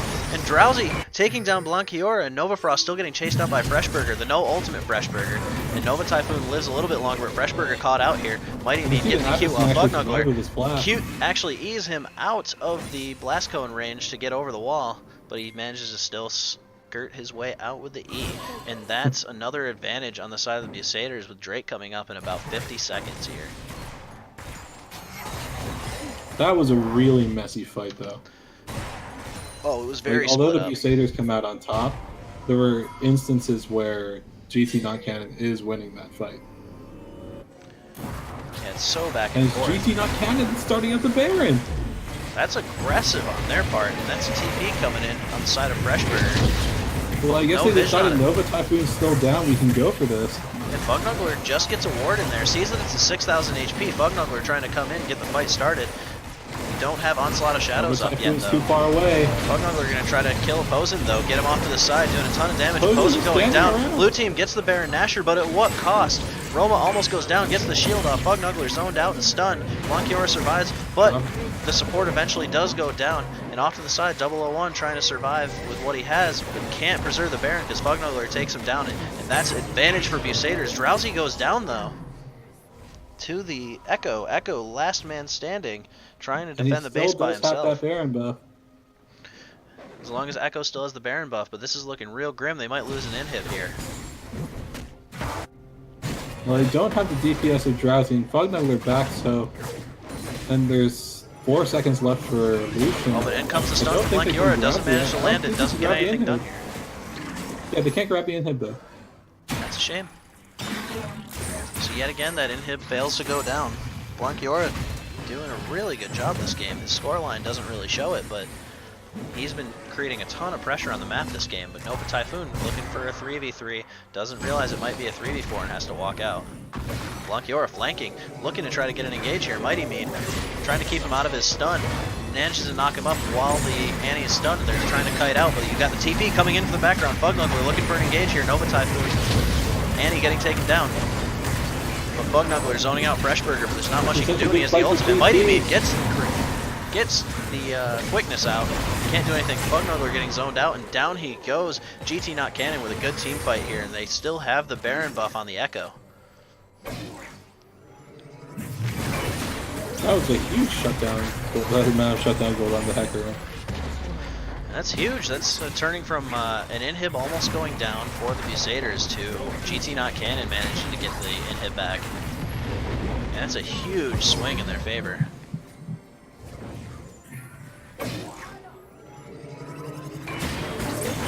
Khan talked to Shirelius, but I don't think he can find them.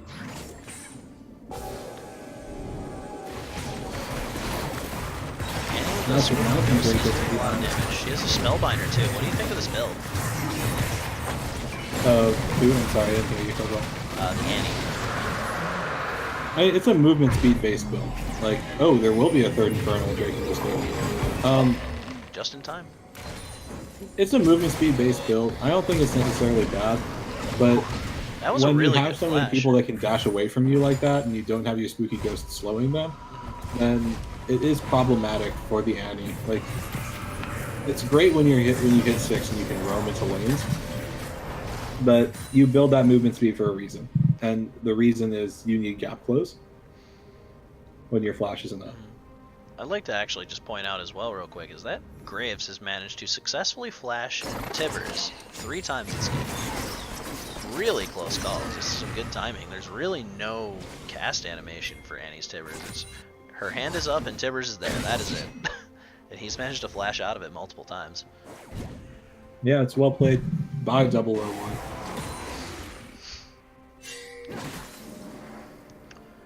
Again, this game is really exciting. Super high kills here. It looks like we might actually get an engage coming out. Nova Typhoon and Nugfuggler are just being patient, seeing if anyone's going to take the bait and come for the recon. Thank you, Rojas, still pushing in that top lane. He doesn't have the Baron buff anymore. But he does get the lane priority here, and there's a downed inhib, so we've got the Busaders on the back foot again. A team fight might actually dictate how this goes. But Opposing goes in, gets onto Drowsy, and Drowsy's going to go down. Drowsy has to flash out, gets the Blade Collar. Doesn't die, but loses a ton of cooldowns for that. Blankiora going on Nova Typhoon as he engages, but Blankiora taking a ton of damage, has the ultimate, gets the Chrono Shift, flashes out, but getting taken down by the Busaders. They're just too fast. Blankiora is still surviving, but the flash knock up for Poppy. Drowsy's almost dead, and he's dead. Freshburger getting the ultimate pop. Bugnuggler flashing in and getting the Q, and that's a kill onto Opposing. There goes their siege. But Poppy, yeah, I was about to comment there. Sorry, I had a bit of a nosebleed. That Freshburger and the rest of GT not canon cut off the remaining members of Busaders. So it looked like they were going to get a huge fight, but Nugfuggler with the Flash Tibbers saves the day by taking out Lucian. Wargista, I have no idea how the gold is even. This game is pretty exciting. Busaders are up 1-0 right now, and they had what seemed to be a pretty big gold deficit leading into the mid game, and then they just kind of evened it out. The Drakes are in favor of GT not canon. The towers are in favor of GT not canon.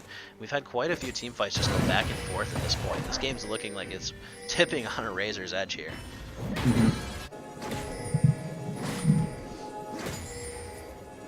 The real question is, will Nugfuggler be able to get its ult off in these fights? Will Drowsy be able to continue doing DPS and not get bursted down? Because if Nugfuggler and Drowsy can stay alive, Busaders have a very legitimate chance to win fights. But if they can't, and the CC isn't there, then they go down, then it's GT not canon who are favored very substantially.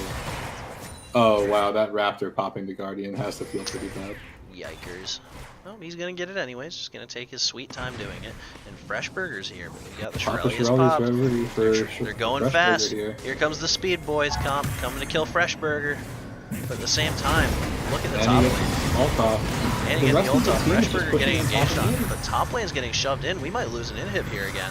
While they're trying to get distracted killing Fresh Burger, he's wasting a ton of time. Pops the stopwatch, and that's a lot of cooldowns down. And an inhib in favor of GT not canon. That was actually a good play on the side of Fresh Burger. Unfortunately, he died. An opposing chasing Fugnuggler down. He's actually going to die to opposing, and that's in favor of GT not canon. We might be looking at a game 3 here. Mighty Me trying to be aggressive. Quick miss. A little prematurely. And again, another trade in favor of GT not canon. Their control of the side lanes this game is incredibly good, despite the mobility and the movement speed in favor of the Busaders this game. They're just kind of pulling them around the map however they want. Well, their middle inhibitor is about to come up, so that's a little bit of a silver lining, despite the fact that they lost their top inhibitor.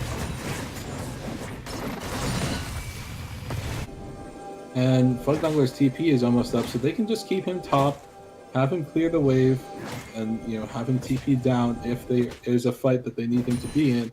They just need the right setup and they need the right wards out. And the vision control for the Busaders on. Third Infernal is up in 1 minute. This is going to be huge. It'll actually swing in favor of whatever team gets it, because that's a huge buff this late in the game. Especially with these two incredibly high damage comps, but opposing's about to walk in with double buffs, one inhibitor advantage, but the mid lane inhibitor on the bright side did come back up for the Busaders, so they can try to work on this Baron vision here. Spooky Ghost does hit Rama up. But they see Fresh Burger split pushing. The Busaders are actually looking for the Baron potentially. Nova Typhoon has started it. They're gonna go for it. Who's gonna actually back for Fresh Burger? Is he just gonna go down? Oh no! Fugnuggler's back got interrupted by the Baron. They're trying to look for a fight while Fresh Burger just does everything else. But are they gonna get the ace in the end here? Ultimate combo though. And that's huge. Are we gonna get a mid lane rush from the Busaders here? Fresh Burger just gonna take a triple inhib here. And this is so back and forth. Fugnuggler trying to stop it, but Fresh Burger just pops his ultimate, keeps smacking away at that inhib. Yeah, he's gonna get it. He's gonna get it, but is he gonna win the following fight? No, he's not. While Lucian just takes the Infernal Drake, and that's a ton of damage for Fresh Burger. Definitely not gonna save him here. But his ultimate does go down. He still has the GA though. He finally gets his GA pop. Drowsy gonna pop his Q over there, hopefully auto and get the Blade Caller. Nope, he's not, but Drowsy gets the kill anyways because there's too many dudes. Blankiora trying to take away the red buff, but Nova Typhoon gets the auto attack. Smacks into him while he dashes. He's gonna ult back out, but Nova Typhoon trying to chase him down, staying on top of his ultimate so that he can win the fight. Nugfuggler coming in. Does he have the Predator? No, he doesn't. Blankiora ease over and manages to hit the Baron to survive. But the Twin Shadows go down. Nugfuggler's still gonna get the damage. Misses the Tibbers. Flashes over W. Auto. Stopwatch. All the flashes. Mighty Me. Blankiora is still alive. And Mighty Me has to flash quickness. But 001 going to come back and get the return kill on Nugfuggler. And they seem tilted right now. Is this game going to finally end, or is it going to keep being a fiesta? No, because Nova Typhoon is starting to clear out the Baron. The Baron's down to 3,000 HP, but Lucian's going to use the culling to try to take them down. And they turn the fight, go into Lucian. Try to take the fight, but Drowsy's taking a ton of damage. He's getting pinched down. He goes down. Nova Typhoon, Mighty Me trying to walk away, but opposing's chasing him down. An incoming TP from Fugnuggler. Can't do anything here, but Fresh Burger in the back also TP'd. And this is looking like a fight for the GT Not Canon team. Freshburger trying to flank in there. Gets stopped by the Poppy W. Bugnuggler might go down, but Onslaught of Shadow saves him. And Mighty Meat surviving, but gets the flash. Freshburger EQ forward, doesn't actually hit the Rakan. He Look at all jumps those out. minions inside the base. But this is game. There's nothing they can do. They don't have enough wave clear, and their 80 carry's dead here. Bugnuggler going down, and it's going to be a 1-for-1 now. Just like our friend Wergista says. Wergista says. That's a go next for the Busaders, and suddenly this series is 1-1. Yeah, Busaders, that has to feel bad. You are up by 20 kills, but you lose the game and you lose the map. And there's not a whole lot you can do about that one. But anyways, I'm going to get us quiet, get us ready for game 3, turn on some music, and go to the bathroom real quick because this is exciting. And we will be back shortly, everybody.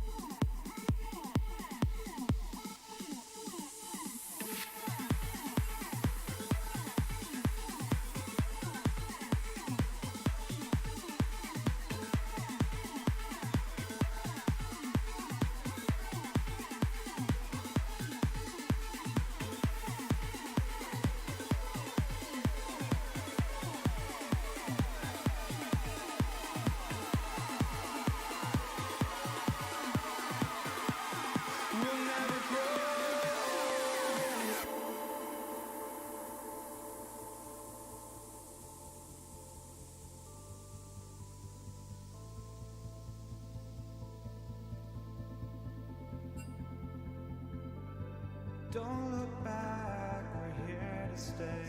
A life we knew would come one day. And this is it, the borderline to where the future leaves us behind.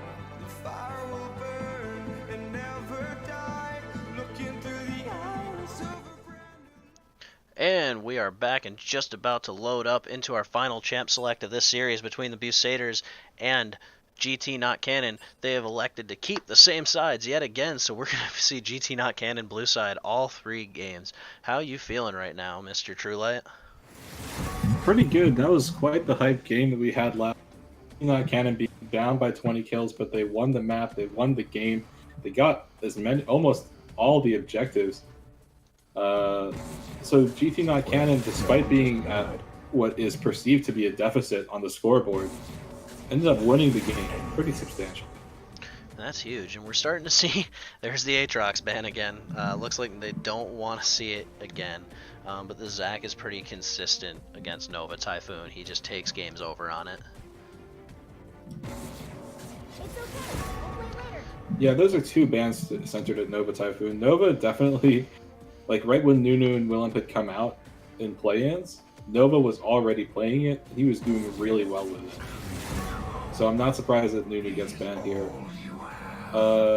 Just the 2 top-tier top laners getting banned out by Busaders, taking out the Aatrox, taking out the Urgot. So that does leave Scion up, though, for Freshburger if he wants it. They are blue side, they can draft it early. I like the adjustment of banning out Rakan here, because of like how much engage potential that Rakan can throw out. And it will ruin the ability to draft Rakan first rotation. And this does actually make it so that we're forced to see new bot lanes this game. We're not going to see the Kate Morg. We can still see the Lucian, though. But Graves so high priority. 001's played it all 3 games now. Yeah, and he's been smooth with it, flashing away from Annie. Yeah, definitely going to be exciting this game.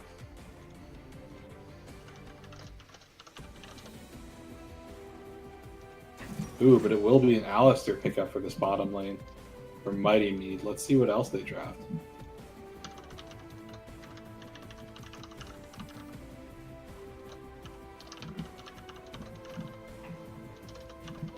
Kai'Sa's open. Alistar Kai'Sa is a good comp. Yeah, it definitely is. This will be the first time we see a Kai'Sa in this game if we do see it locked in here. But Alistar, high priority support, wasn't allowed in the first game, was allowed this time. And Nova Typhoon, let's see if he actually plays the Hecarim this game.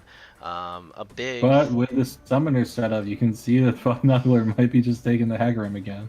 He's still got Ignite. I don't know if this guy's going to switch for Ghost or something, but he wasn't necessarily I don't think the Hecarim did super poorly. It's just scaled down. Yeah, eventually it became too much of a problem and he couldn't address the Aatrox.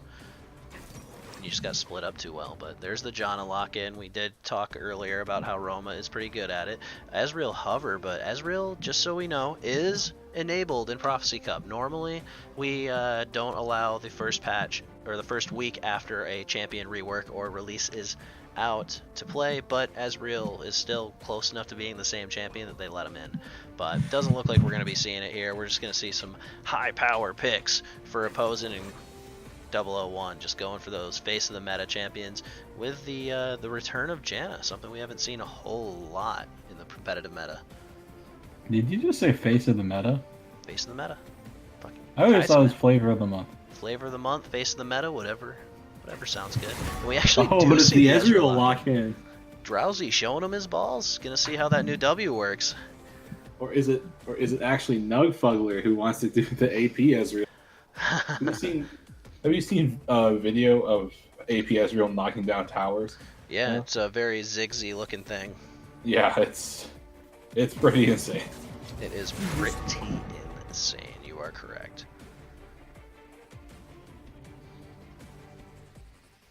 So Echo being banned out here, I think that's a fine decision. Echo was very, very substantial in the last game. Like Roja had some pretty smooth escapes almost, and some pretty decent engages.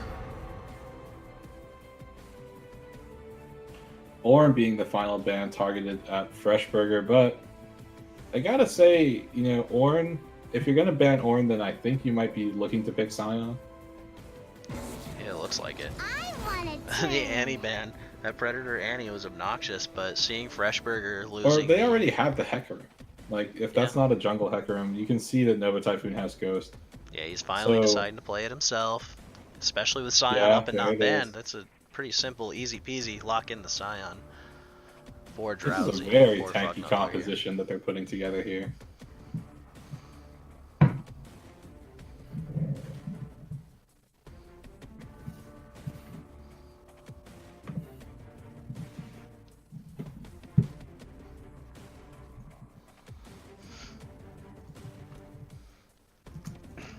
So, it is going to be yet another counter pick for Nugfuggler. He's gotten it every single game now, and opposing getting the late lock-in of the Swain, so that's probably going to be going mid lane, although it is still possible that it goes top lane. We've seen Freshburger play it in play-ins. We've seen him play it this season, so it's not to be 100% certain. We'll see what happens here when Roma locks in their last champion.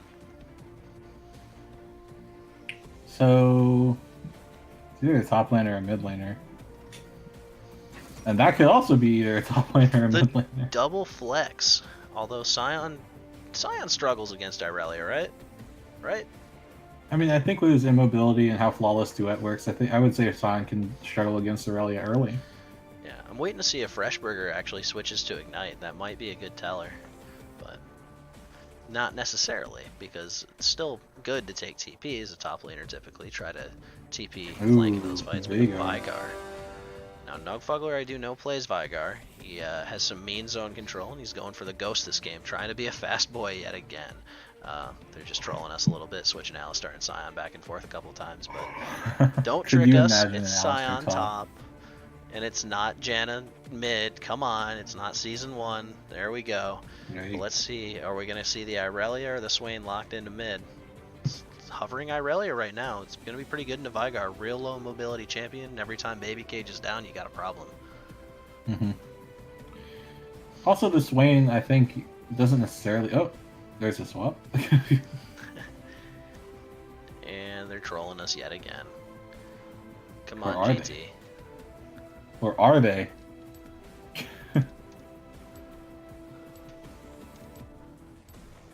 Okay, they are. Irelia staying mid. There we go. Alright, game 3. Looking to be an exciting one here. We got 3 minutes of chilling before we get to do the next step here. Nova Typhoon taking his own Hecarim this game, not switching it up for our top lane cheese against Aatrox. What are you thinking needs to happen in this game for each of these teams? I'm thinking... Maybe Ezreal needs to get off the ground. If Ezreal isn't able to punish Kai'Sa super hard, super early, then Kai'Sa can just scale up rather well. And assuming that doesn't work, then Veigar needs to be looking for Kai'Sa at the beginning of every single fight and trying to solo her out. Or the Irelia. Like, Swain with his Demonic Ascension and being in the top lane is just going to get pretty darn tanky here. So you'd want to find either Aurelia, Kai'Sa, or Graves if you're Vigar, and then Ezreal, like, you want to just keep the Kai'Sa down early so the power spike doesn't transition very quickly. Yeah, and which of these lane combinations do you see having an advantage? I know the new Ezreal does have some good trading power, his W actually does something now, and Alistar's pretty aggressive, but that level 1 from Janna, what do you think we're going to see coming out of this lane? Well, you notice that Janna is taking exhaust here. I don't think that's a necessarily wrong decision. There are targets that you can exhaust. You can exhaust the Veigar, you can exhaust the Hecarim. You can even exhaust the Ezreal here. And I think taking, like, not having that combat power, not having, like, without Ignite on the side of GT not Canon's bot lane is fine. Because you don't want to be walking up as Janna. Like, I don't think that Rama is going to play very aggressively here in this bottom lane versus an Alistar. Because the moment Alistar hits level 2, if you walk up as Janna, you're going to get headbutt pulled instantaneously. And that's just a reason for Ezreal to throw his W on you and then E forward and engage on you and burst you. Yeah. And there's very little that Kai'Sa would be able to do outside of healing. So I think it's pretty smart that Rama goes the exhaust. It's playing more for the game rather than for the lane. Yeah, and I am pretty excited to see how this is gonna go, because this is pretty potentially explosive bot lane, and with Hecarim jungle being one of his most played champions, you know this guy's gonna be comfortable, and you know this guy's gonna be coming in like a wrecking ball if he sees it fit. Yeah. The other thing that you have to wonder though is the Swain. All right, there aren't many tools to facilitate the Swain getting into the composition of, or getting into the backline of Busaders. But the other thing that you have to think about is that Busaders have 3 engaged tanks. You have Scion, you have Hecarim, and you have Alistar. If they try to engage on Swain and you can't burst him down, Demonic Ascension can be such a vital tool for this Swain to stay alive and keep pumping out damage. So what do we think is a valid strategy for each of these teams?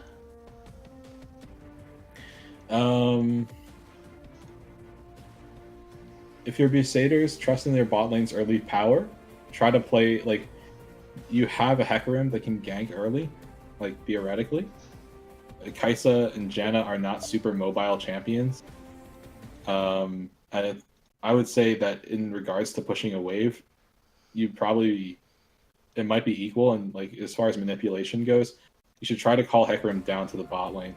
Keep Kai'Sa down overall. If you're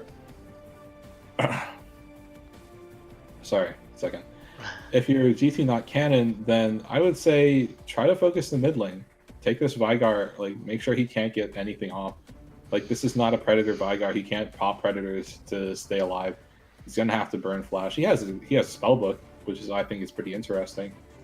But if you can keep Veigar down, like then the late game scaling that Busaders have for themselves is going to take so much longer to hit a power point. Now, what would you say if a team fight breaks out? Now, you have all these big tanks that can dive back lines fairly easily. You've got your Alistar, Hecarim, and Scion. But you have a lot of shred on the side of Kai'Sa. Do you think that overshadows it, or do you think there's a specific way they can play team fights with this Janna to facilitate a win in a 5v5 here for GT not canon?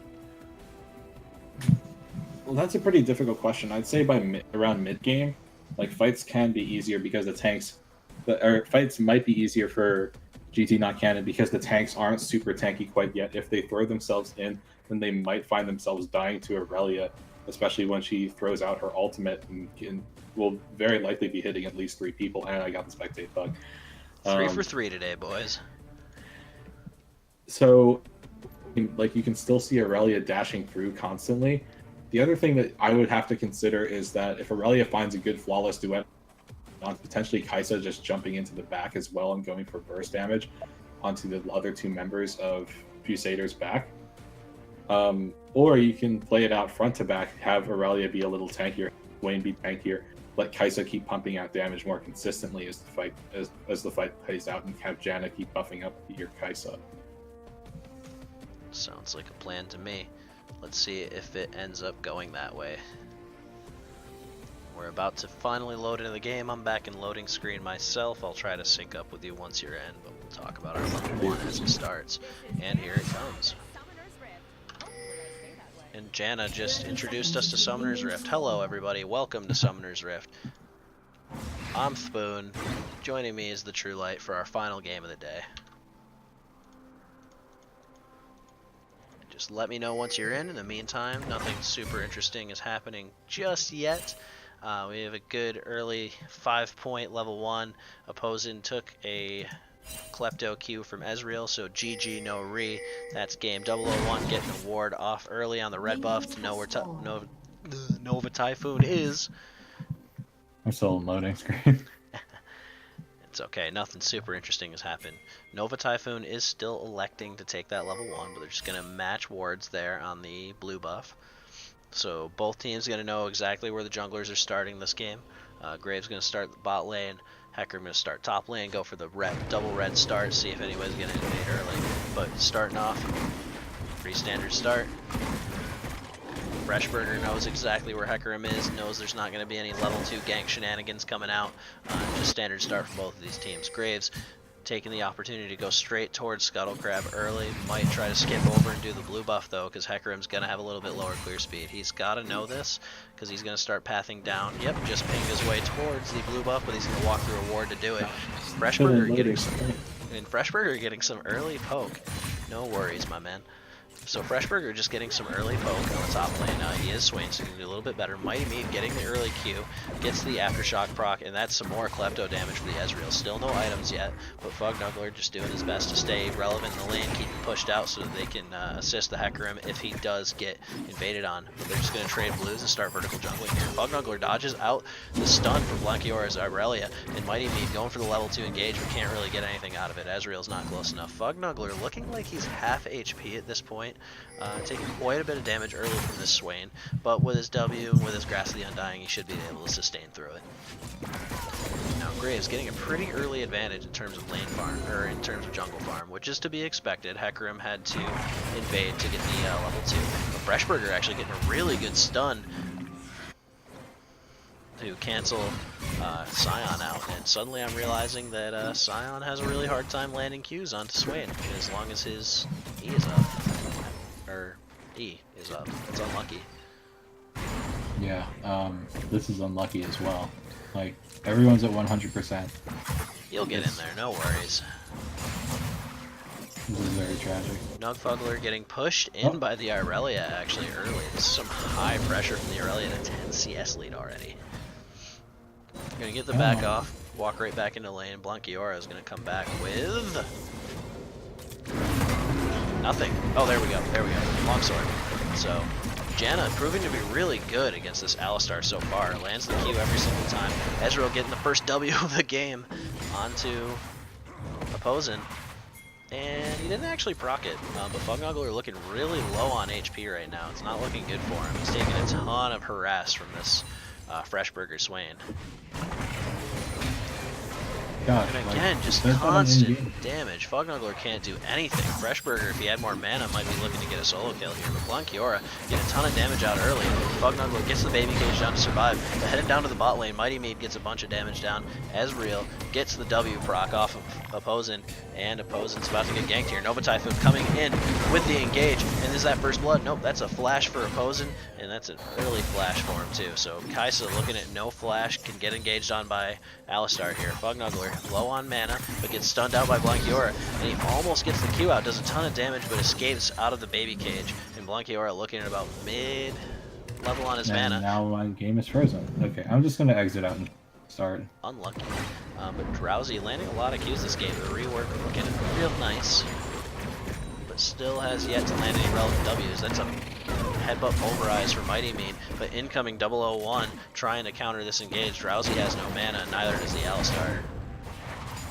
But Fognuggler actually TP back in the lane, managed to land a Q on a no mana Freshburger as Fognuggler chases down Freshburger here. Gets a bunch of damage, and Sion doing Sion things. About to hit level 5 while Freshburger gets himself a TP back into lane. Meanwhile, the bot lane of GT not canon actually has no flashes. They still have their defensive summoners. They're healing their exhaust. 001 camping the bot lane yet again, going through the plane. There's another early Infernal Drake being the first Drake this game, so probably going to see a lot of kills again this game. Lots of fights over those Infernal Drakes. Is that a tier I see on Veigar? Like, I'm just watching the stream right now. That is a tier you see on Veigar. There's also a tier on Ezreal. I don't usually see tier on Veigar.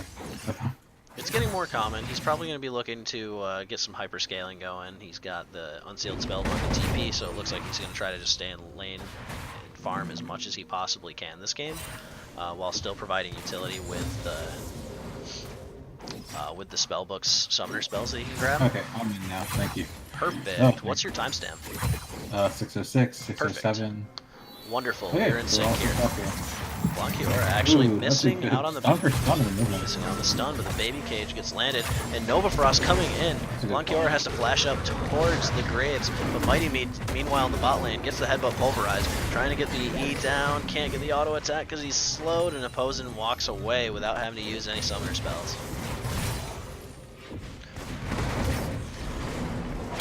Yeah, so I would say this is a good start for the bottom lane. You do want to prioritize as much as possible.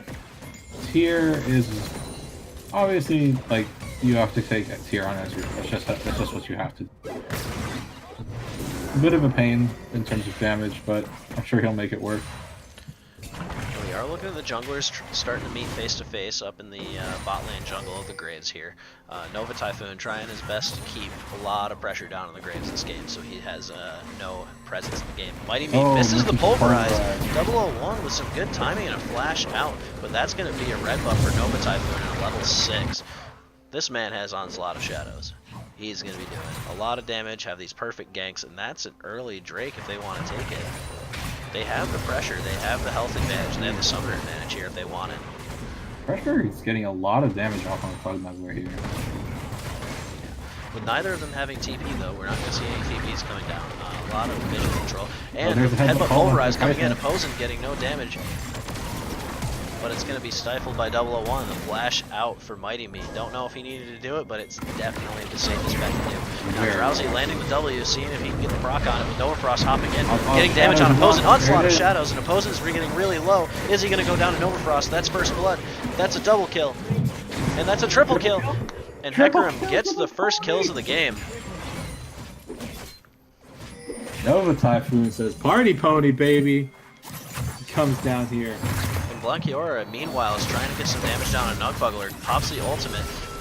Gets her passive proc in there. Ignites Nugfugler. Does she have the ability to Q? Nope, it went on cooldown and the Ignite didn't kill him, just barely.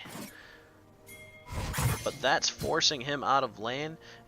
But I don't know as though Irelia has the knowledge of this Drake. She has to see them, but there's not really much she can do here. No, you're at half health, you're out of mana. There's nothing you just have to see the Drake. And that's huge for the side of the Dude, we're into Busaders. Cloud Drake next. Oh my goodness, this Hecarim is getting the sweetest of setups. But it is still early game. We've seen some crazier things happen in this series already. But what do you think so far of the Ezreal? What do you think he could be doing differently? What do you think he's doing well? I mean, landing your W is a lot more finicky than it used to be. Before, like, all you had to do, it was like AoE, you could hit multiple people with it. It was pretty useless ability as far as like the attack speed buff went. But now you have to land it, and they did slightly nerf Ezreal's Q, his Mystic Shot, in exchange for giving his W so much more damage potential. So I guess what I'm trying to get across is, as Ezreal, like, you need to be landing your W consistently because it gives you mana back when you pop it with an ability. It gives you so much more access to damage. So you just need to land your W. Like, that's Fight it. breaks out in the top lane. Freshburger pops his ultimate, gets the flash out of Fugnuggler yet again. Graves actually popping the collateral damage, doesn't get anything out of collateral damage. So, never mind. Graves ultimate. He pressed R. He missed. End of the line. End of the line. That's it. I thought Q was end of the line. Or is it collateral damage? It's collateral damage. It's collateral right? damage, and then Q My is end of bad. the line, yeah. I always get those two mixed up because they're such similar abilities. Same. They're both line based. They both do a lot of collateral damage. They're both They're shotgun both fire based. shotgun. Meanwhile, Nugfugler actually has the lane pushing towards him, so he can farm safely here. The Irelia is in trouble with the bot lane roaming of Busaders.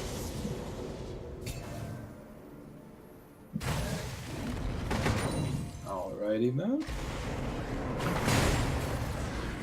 Zion with this decimating smash here is able to farm out well. It's just that he's taking a lot of harassment. In the mid lane though, you just constantly see Blanky Roja getting damage out consistently on the side guy. And he is And blowing through mana. crashing the wave in as well. Oh, and here comes a fight though. Fugnuggler getting the ultimate down, has just enough mana, but Nova Typhoon going to try to chase him in. Bounces him out of the Vision of Shadows, but Onslaught of Shadows going to, or Vision of Empire.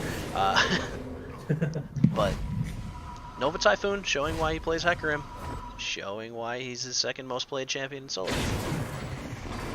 Really, really good positioning from this guy. Really powerful ganks. Has the red buff and takes advantage of it. Gave up a little bit of farm, but I mean, you're 4-0, man, and you're already well on your way to a Sheen, well on your way to a Triforce. Meanwhile, opposing trying to do some damage, but Mighty Meat says, no you don't, I'm gonna fight you. There's really nothing coming out of it, especially with Drowsy missing W. Lands a second W though. But So Kai'Sa with gets the these fast tornadoes coming out from Janna, it's constantly saving opposing from taking bad trades here by landing the knockup onto multiple, or to both members, or at least just one member of the Busaders bot lane. This is looking gross. It looks like Drowsy's still learning how to land his W. It is a little bit different. He does actually have to land his W now. He used to just like use it on his like the thing teammate. is that okay, we'll talk about it a little bit more after this. You have time. This is a basic trade. Actually, the junglers are both coming in, so this is going to be a pretty explosive fight coming down to the bot lane. Hecarim trying to go in with the Janna ultimate stops him. Black Roja gets the kill. This is unlucky for this Vigar. He's getting pressured so hard this game. Meanwhile, in the bot lane, nothing comes out of it. Janna with the disengage makes it really hard to do anything. Drowsy getting a bunch of damage down, trying to just snipe opposing out, maybe get a little bit of a cheeky kill to finish it out there, but nothing coming up. Meanwhile, Hecarim has his blue up. He's ready to go farm it, but he's grabbing Scuttle Crab right now. Gets spotted out on the ward. You don't see a ping here. There's the ping. Meanwhile, Graves just trying to pressure this bot lane constantly. So what I was going to say is that I feel a lot of people W is a skill shot now on Ezreal. Like I need to manipulate it around the minions, but the thing is it'll go through the minions. It only hits objectives and champions. Well, this is a huge engage for the Kai'Sa. The killer instinct doesn't actually get anything done because Mighty Meat is Alistar. He headbutt away. Yeah, so what I'm saying is Ezreal, you shouldn't be afraid to fire your W into the minion, right? Like, it's not going to hit the minion. And, like, yes, it means that you might have to pop it with an auto attack, but landing your W and then popping with an auto attack is better than not landing your W and not popping at all. Interesting. Now, do we foresee Ezreal's build changing at all with the change? I don't think so. I think I've played like 5 or 6 games, and I'm a support main, and every single game I always see an Ezreal here. That bugler might be caught out of position. And the Ezreal builds have been pretty substantially the same, I would say. Given with the way W works, you might as well just still be going for the mana meter mana bit. I'm not sure about going for double tier anymore, but like I don't see the reason why not to quite yet. That was an interesting interaction. Still worked though for 001. He survives. Gets out by the damage of the Mighty Mead. Can't really do anything here. Meanwhile, Freshburger in the top lane has been showing off exactly why he's been doing so well on this swing. He's got his fancy feet. He's dodging out of all the decimating smashes, which is pretty huge here. Here it ultimate. Might as well just be a TP. He just doesn't want to waste his TP since it's up now and he wants to use it to fight Lucky Aura at the same time. Lands a stun just by the edge of it, but doesn't want to take the engage under turret. Because Lucky Nova Aura seems very comfortable on this pick. At least, I'd say at the very least more comfortable than Lucky Aura on the Vigar. Yeah, definitely. Freshburger trying to go for the fight here. This 001's coming in. Pugnuggler flashes away. Meanwhile, Nova Typhoon trying to find his way in there, but doesn't get anything. Yeah, he runs away. Run away, little horsey. Pugnuggler gets his consolation prize of a pink ward. Oh, okay, that was a good dodge out on the flawless two right there. There's the land on it. Yeah, you see there's so much more burst when you can land your W and get it off. That's some fantastic damage. Nova Typhoon at the same time taking advantage of the low mana Freshburger, popping the Ghost and trying to kite him out. Freshburger gonna possibly go for the flash over the wall, but no, 001's in. Onslaught of Shadows trying to take him down, but Graves has enough burst to take him down, and Nova gets shut down.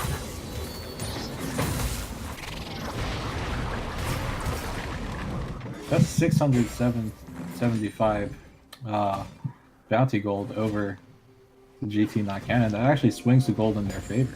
Oh, that's insane. Yeah, and it does look like they're bringing it back. There is still a lot of damage to be had with that Infernal Drake, especially with the scaling of Vigar and the scaling of Hecarim. Well, not so much Hecarim's damage, I guess. We do have another live Drake, though, and it's a ghost. Or, ghost. It's a ghost. It's a cloud. It's a ghost. It's a cloud. It helps Nova Typhoon use his ghost and go faster and be Hecarim and do damage. Meanwhile, Hecarim, man. Stuff's dangerous. Freshburger with his fancy feet, though, man. He's dodging everything. Bobbing and weaving through these decimating smashes. Absolutely. Meanwhile, Graves doing really well to play around these side lanes. He knows his Irelia is really fed, so he's just letting Irelia do her thing. Just chill out mid lane. It's pretty much what he's done every game so far. The Busaders are positioning for the Cloud Drake they're going for. Yep, definitely going to be an easy Cloud Drake. They know Graves in the top lane starting the Rift Herald. So that's a dragon, but are they going to see if they have enough time to go address this? Not 100% sure, especially with Alistair's on the top. zoned so hard. Next Drake is a mountain, by the way. Alistair going to be looking to headbutt Hulk here. He does get it as Swain pops his demonic protection. Meanwhile, Swain gets stopped actually, but Fungover can't do anything to follow up. He does have his ultimate here, lands the decimating, misses the decimating smash. Meanwhile, Blunkiora going for the kill in the mid lane, but Nugfugler pops his stopwatch and can't do anything. But Fugnugler almost out of mana, but Freshburger takes enough dudes to the face and dies. Well, I mean, the thing there is that Freshburger wanted to kill and turn onto Mighty Mead. It's just that Alistair ultimate lasts 7 or 8 seconds. It lasts so long. Freshburger flashed and threw himself into an awkward position. Meanwhile, Nova starting a really good fight here. Gets the Onslaught of Shadows to get Graves out of the way, but Janna gets the Flash ultimate to save 001's life. And Fugnugler with no mana, just trying to push his lane, but he can't because he's Scion with no attack speed, no mana. So You also see take that L and back. Nugfugler burned his flash to get away from the end of the line. That's huge. Meanwhile, Drowsy's just farming away, being quiet. 003 on the scoreline, 142 CS. And that's a lot of damage, but he still has no mana opposing. Still has the shield, but she's just going to get zoned out and run away unless Roma actually starts hitting him, but he has to E away. He is safe. He had another bot. Gives you some opposing for the killer instinct to get the shield and get out of the way there. Yeah, that is a really powerful shield. Has double scaling, so real good with the Ginsu's Rage Blade.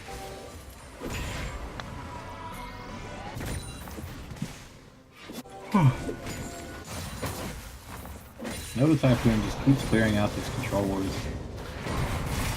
And we do see pretty significant farm advantages, so it is pretty interesting the gold is so close. There's a Rift Herald pop, potentially looking for first tower here. That would definitely blow the game open, wouldn't it? There it is, first tower for GT not canon. Meanwhile, in the top lane, Fugnugler and Freshburger at the point where it's pretty much just like meeting each other with wet noodles. But at the same time, we're looking at engage from Nova. Can't really do anything with it. Blunkiora zoned out while she's trying to fight here. Ults Nova Typhoon, trying to get a good fight off, but is gonna get collapsed on by the rest of the Busaders. Meanwhile, the Mighty Meat gets a huge kill on opposing. And that's a one fight for the Busaders, but what can they get for it here? Nova Typhoon does a ton of damage with his engage, but Mighty Meat doesn't have his Q. Only gets the headbutt, no pulverize here, and that's an escape for 001. 001 once again getting away very, very narrowly. He's an escape artist, man. But Janna loses half her HP to Nova Typhoon's engage, and Onslaught of Shadows with Q takes her down, and Decimating Smash in the top lane from Funnelor goes down. Can't do anything, but we don't know if Freshburger has enough mana or wants to risk going for the dive, so we're just going to see Nugfugler and Mighty Meat. Just like last game. Look at this gold lead. It's only 900, about 1k in the favor of Busaders, despite the fact that they're up 6 kills. And now it's a little bit bigger with that turret going down. You got my point. Fugnugler going for the fight, knows that Freshburger is going to try to abuse his lane lead. Goes for the ultimate on Fugnugler while Freshburger has no mana, but Nova Typhoon is going to come in, try to do some damage here. Mighty Meat just headbutt, or pulverizes nothing, headbutts him in. Meanwhile, he loses his ultimate, so Mighty Meat's just going to smack him with the cow he is. Just walk out of this. Cow smack. Freshburger just has a bunch of mana, but he's just going to auto attack him. You're not an 80 carry, Swain, go away. Swain is played in the bot lane, therefore he is 80. Meanwhile, that's going to be a turret traded in favor of the GT not canon for the over-aggressive trades on the side of the Busaders. Does it almost seem like the 80 carries are just testing their damage, seeing what Ezreal can do into Kai'Sa at this point? Yeah, it's almost like a symposium on like how Ezreal works versus Kai'Sa at the moment. Because it really is, those two just keep taking trade after trade against each other. And they both are gated to, are they gated to like a similar window where they can do damage?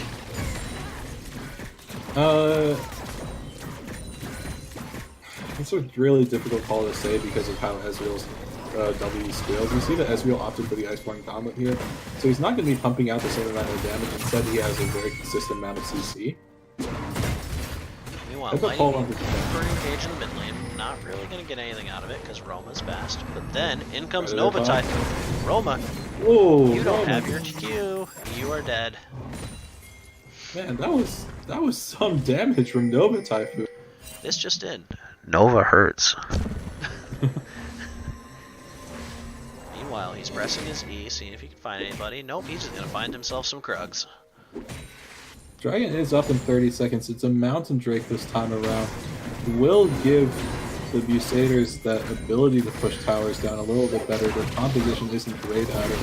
Oh my goodness, Ezreal does get the proc of damage. Is she going to kill her instinct for the shield? Nope, Nova Typhoon's going to be following him in, but Drowsy pops the ultimate. And Opposin's really low, but can they catch onto him? Nope, 001 is zoning Mighty Meat out, but Nova Typhoon's going to try to chase her down. She uses Killer Instinct for the shield, but a lot of damage flashes off the wall, survives. But is Hecarim going to chase down Roma from here? Meanwhile, 001 trying to flank off to the side, but 001 can't get through all the CC and goes down. And that looked really close, but ultimately no cigar, Graves. I'm sorry. The real question, though, is after finding the shutdown, like, what is Busaders going to find on the map? They're getting kills. They're getting tons of kills. But they're not winning the map. They're down 2 towers. They're looking for an Elder, or for the Mountain Drake right now. But in response, you can see that Blanca Roja is pushing down the top lane. Is that reflective of the results from last game? Meanwhile, Onslaught of Unstoppable Onslaught completely with it. But at least he gets a Decimating Smash. They're going for the dive on Freshburger, but he's really, really tanky. Mighty Meat about to start taking tower shots. Freshburger getting the kill off. Nugfuggler actually almost gets him with an ultimate, but Drowsy's Ezreal does something. He's in and it's minions, I guess, because it's out of range and doesn't have a W because the E prioritizes especially W. in a 1v4. Freshburger's and he gets a kill. He's a tanky boy. He's looking at parts of Haunting Guys and parts of Grievous Wounds there on the Oblivion Orb coming in. No Grievous Wounds yet, you need Merlin Omicron for that. It looks like he's trying to build 2 things at once, but all that means is he's a big old tanky boy. Freshburger's I don't think Freshburger can contest here. No way. That was really close. Nope, Graves didn't have Smite for that. That was incredibly close. Yeah, it went down to about 300 after the Ezreal. And I think it was blind as well. It was. That is true. Drowsy's just good at counting, man. Meanwhile, Irelia doing a bunch of damage, has the Conqueror. By a bunch of damage, I mean no damage. Lands the ultimate, tries to fight through Nova Typhoon. Is she going to get killed? Nope, she's going to be bursted to death. Almost gets him with the Ignite. Is he going to live? Nova Typhoon survives. Nope, okay. Go hog a cannon minion. And meanwhile, he has to run away because Roma 001 and Opposing are coming in hot. Roma going to chase down instead of turning on Fugnuggler. Gets the slow, gets the knockup. Fugnuggler doesn't have his ultimate. Can he get out? Yes, he can, because he's a big boy. He can walk away. He's going to get shredded. Nova Frost goes down. Or Nova Typhoon goes down. I'm sorry. And meanwhile, Fugnuggler just going to chase him down with his passive. But Opposing knows he does a lot of damage.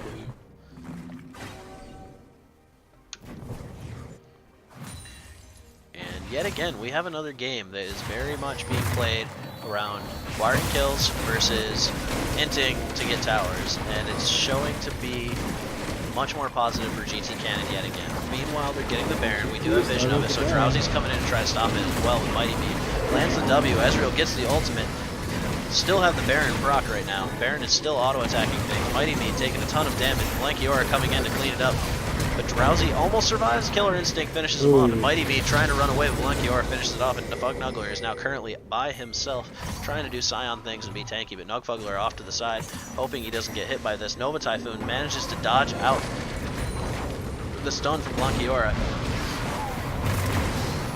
Yeah, you can actually see that this is an AP Kaisa, so so it's very, very bursty. Yeah, Blankiora lands the ultimate. That's a huge ultimate, but it doesn't do anything because Nova Typhoon, Fugnuggler both just smack her in the face.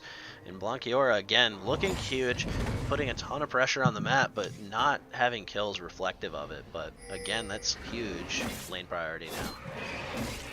So it's GT, not Canon, who still have the gold advantage in spite of all this. Yes, they barely do. And the Vigar is scaling. What are we looking at for stacks for this guy? He has 240 AP out of his passive. That's a lot. Wow, Mighty Meat getting actually caught out here, getting slowed. He doesn't have Unbreakable Will available, so he's just going to go down. And Mighty Meat hinting away a kill, setting up for Baron for GT not Cannon. Now one of the big tanks are out of the way, but Drowsy doing a ton of damage to Roma. Is the ultimate going to hit? No. Nova Typhoon has the onslaught of shadows. Gets the kill, two kills, sorry, but actually goes down for it. Meanwhile, Freshburger zoning out, doing a ton of damage to Drowsy, but Drowsy has to run away. But Nugfuggler, that 240 AP looks big. Opposing trying to zone him out with Blankiora on his way. He's looking scary. And Killer Instinct comes over the wall and kills Fugnuggler. Nugfuggler's dead as well, and Opposing gets the win there. Blankiora and Opposing trying to clean up the fight. GT not Canon firing on all cylinders right now. Opposing getting such a good Killer Instinct at the end of it. This is looking like no longer going to be a swinging game back and forth. Every fight seems to be going in favor of this Kaisa. She's using her Killer Instinct pretty brilliantly, playing around these cooldowns really well. Mighty Meat can't do anything because what are you going to do to a double buff Kaisa here? Nothing. Not going to do anything. Let her go. Yeah, and it's also a three level deficit between Mighty Meat and Kaisa. No way that Mighty Meat does anything here. Definitely. Now we do see Baron still up. We see one turret for the Busaders, 4 in the favor of GT not Cannon, as well as a 2.5k gold leader. So what happens from this point? Who wins if this game keeps going? And what do Busaders need to do to get back in this game? Well, this game keeps going on. You can see that Apizin is just being able to pump out more and more damage with this AP build. The only silver lining is that a Nugfuggler can one-shot multiple members, or not one-shot, but like he can remember, or not multiple members, but he can one-shot almost any member with GT not Cannon's comp here. The problem is that there are so many people that he needs to one-shot. There's so much damage. Freshburger is very tanky, but he pumps out tons of damage with Demonic Ascension. 001 as well. Like, Blanket Roja has a lot of consistent damage with Aurelia. We're about to find out because Nova Typhoon getting the onslaught of shadows. Janna's ultimate manages to save him though, and Opposing's trying to flank out of the fight as much as he can. He kited out and he survived. But one shot for Nugfuggler, but Blankiora says, no, I'm going to ult you out into the baby cave. Nugfuggler still dies though because the AoE is too strong for Freshburger, and that is nearly Look at how long an these death timers are. They might just push in base. Yeah, this is definitely at least an inhib here. Especially with Apizin still up. Yeah. Apizin's huge. Fugnuggler can't do anything. They're just going to ignore him. Gets the stun out. Are they just going to combo him down? Yep, down he goes. Too much CC and he's dead. And that's an ace. There's no wave though, so they might try to get out. Blankiora getting autoed to death, but manages to survive with the passive. And they're still going to try to go for this turret here. They're looking to end this game. Freshburger is pretty tanky. Opposing does a ton of damage to turrets here. This looks like it's going to be the game. And that's going to be a swift 2-1. Nope, Nova Typhoon coming back in, trying to take down Opposing, and he goes down. No, Opposing stays alive. One more auto, and that is game for GT not Cannon. Well, that's a very wild end to what is a very wild series. Gotta hand it off to GT not Cannon despite losing. In terms of kills, they found the map, constantly taking out those turrets, generating gold. Yeah, so being that it's the last game, let's take a quick look at some of the stats from this last game. Let's see what we got here. As soon as my client decides to open up. Where's my client? There's my client. Yeah, my client's still taking a while to open up too. So Gotta love you, lead client, gentlemen.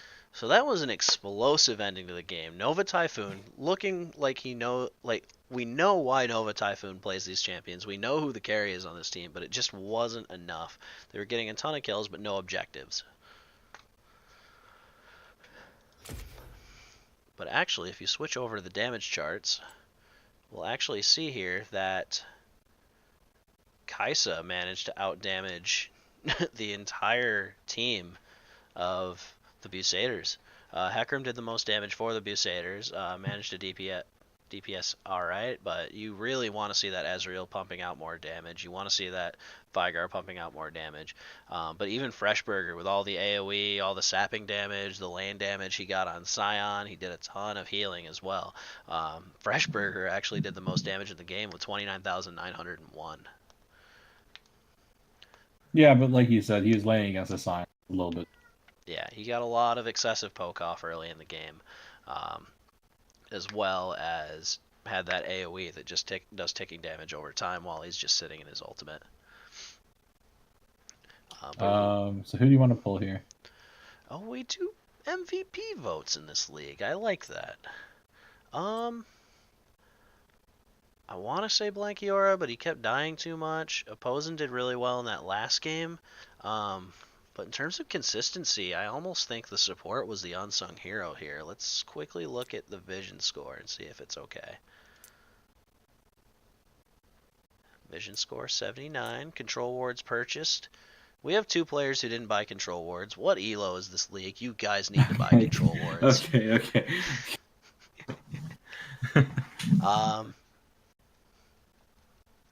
I don't know. GT not Canon's just they were very good at just everyone contributing. They played well as a team. I can't point out any one person who really stood out incredibly well. What I do have to say is that I think Freshburger showed up very consistently on all 3 games. Who do you think showed up in all 3 games? I think Freshburger did. But I know that we've also interviewed Freshburger before. So yeah. Freshburger also, he didn't do so hot in their loss in the first game.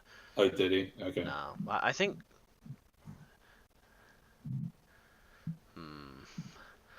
We got Collinator saying Roma. Keep saying Roma. And that's what I was initially thinking as well. Roma just knew what to do. We got Roma and Apizin. We got the bot lane. Yeah, why don't we pull in the bot lane and see what they think about this game? Well, they're in here. They are here. Really? We're the best. We did it. Hi, guys. Hello. We're the best. Roma's still muted. But... I don't know what you want. Huh. Anyhow, congratulations, Apizin. Despite being down in kills for games 2 and 3, you guys managed to pull out the win.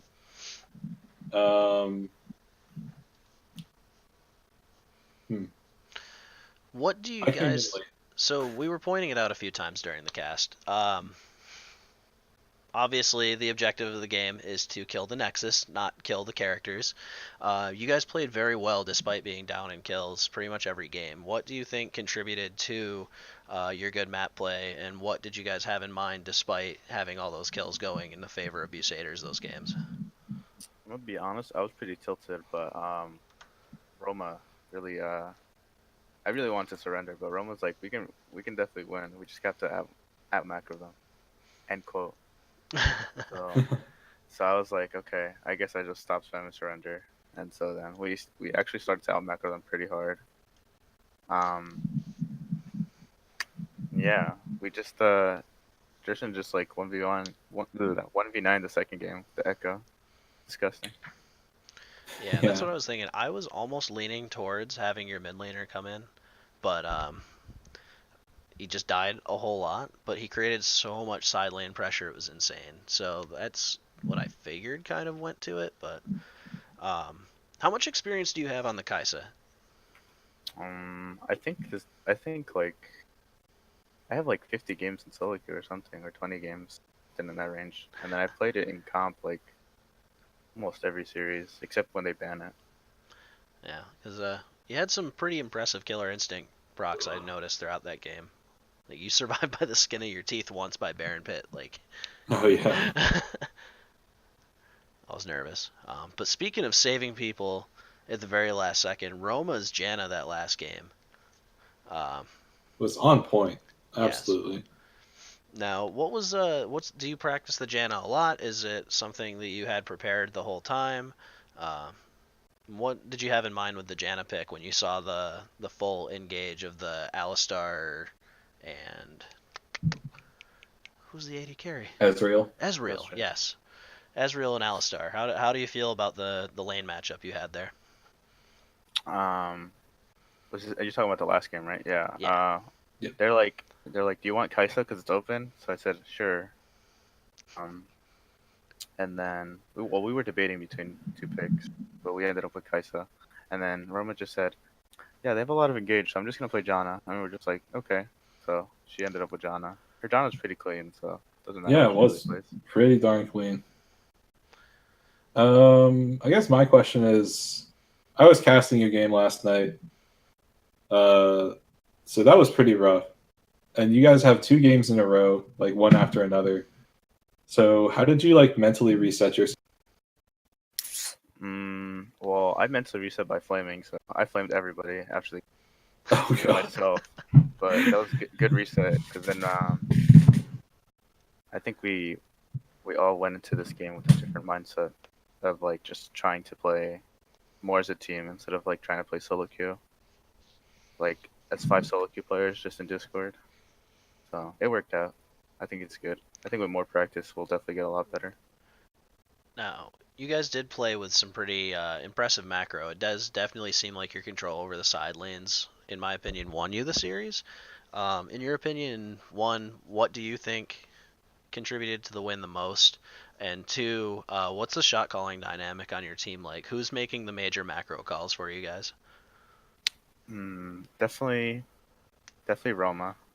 She just like we'll get like a kill or something or invade and get a turret, and then she'll like tell us what's it called, like, oh, dragon's up, or oh, Rift Herald's up, we should swap lanes, try to get that. And then our mid makes a lot of calls late game too, like he made the call at the end there with Fresh Burger. So yeah, it's a little bit of input from everybody. I think when it gets too crowded in comms, I'll kind of just like listen to the best idea and then just see if everyone thinks that's the best idea. So, because sometimes people will throw out ideas, but then they get overshadowed by other people. And I'm good on questions. Do you have anything else for him, True Light? No, I have nothing else to say. From you guys, congratulations on your win. Thank you. All right, and we appreciate everyone watching. If you don't already follow the Prophecy Cup and Prophecy Cup 2 Twitch channels, make sure to do that. Check out the Discord and follow us there. You can check the schedule as well in the announcements tab there, as well as any scheduling or rules. And keep tuning in each week. We should have streams throughout the week. Congratulations again to Shinra and Roma. Roma. Thank you. She left and I couldn't read the name anymore. You guys did a very impressive job tonight. Well fought. Best of 3 series. Have a good night, everybody from Prophecy Cup, and we'll see you later.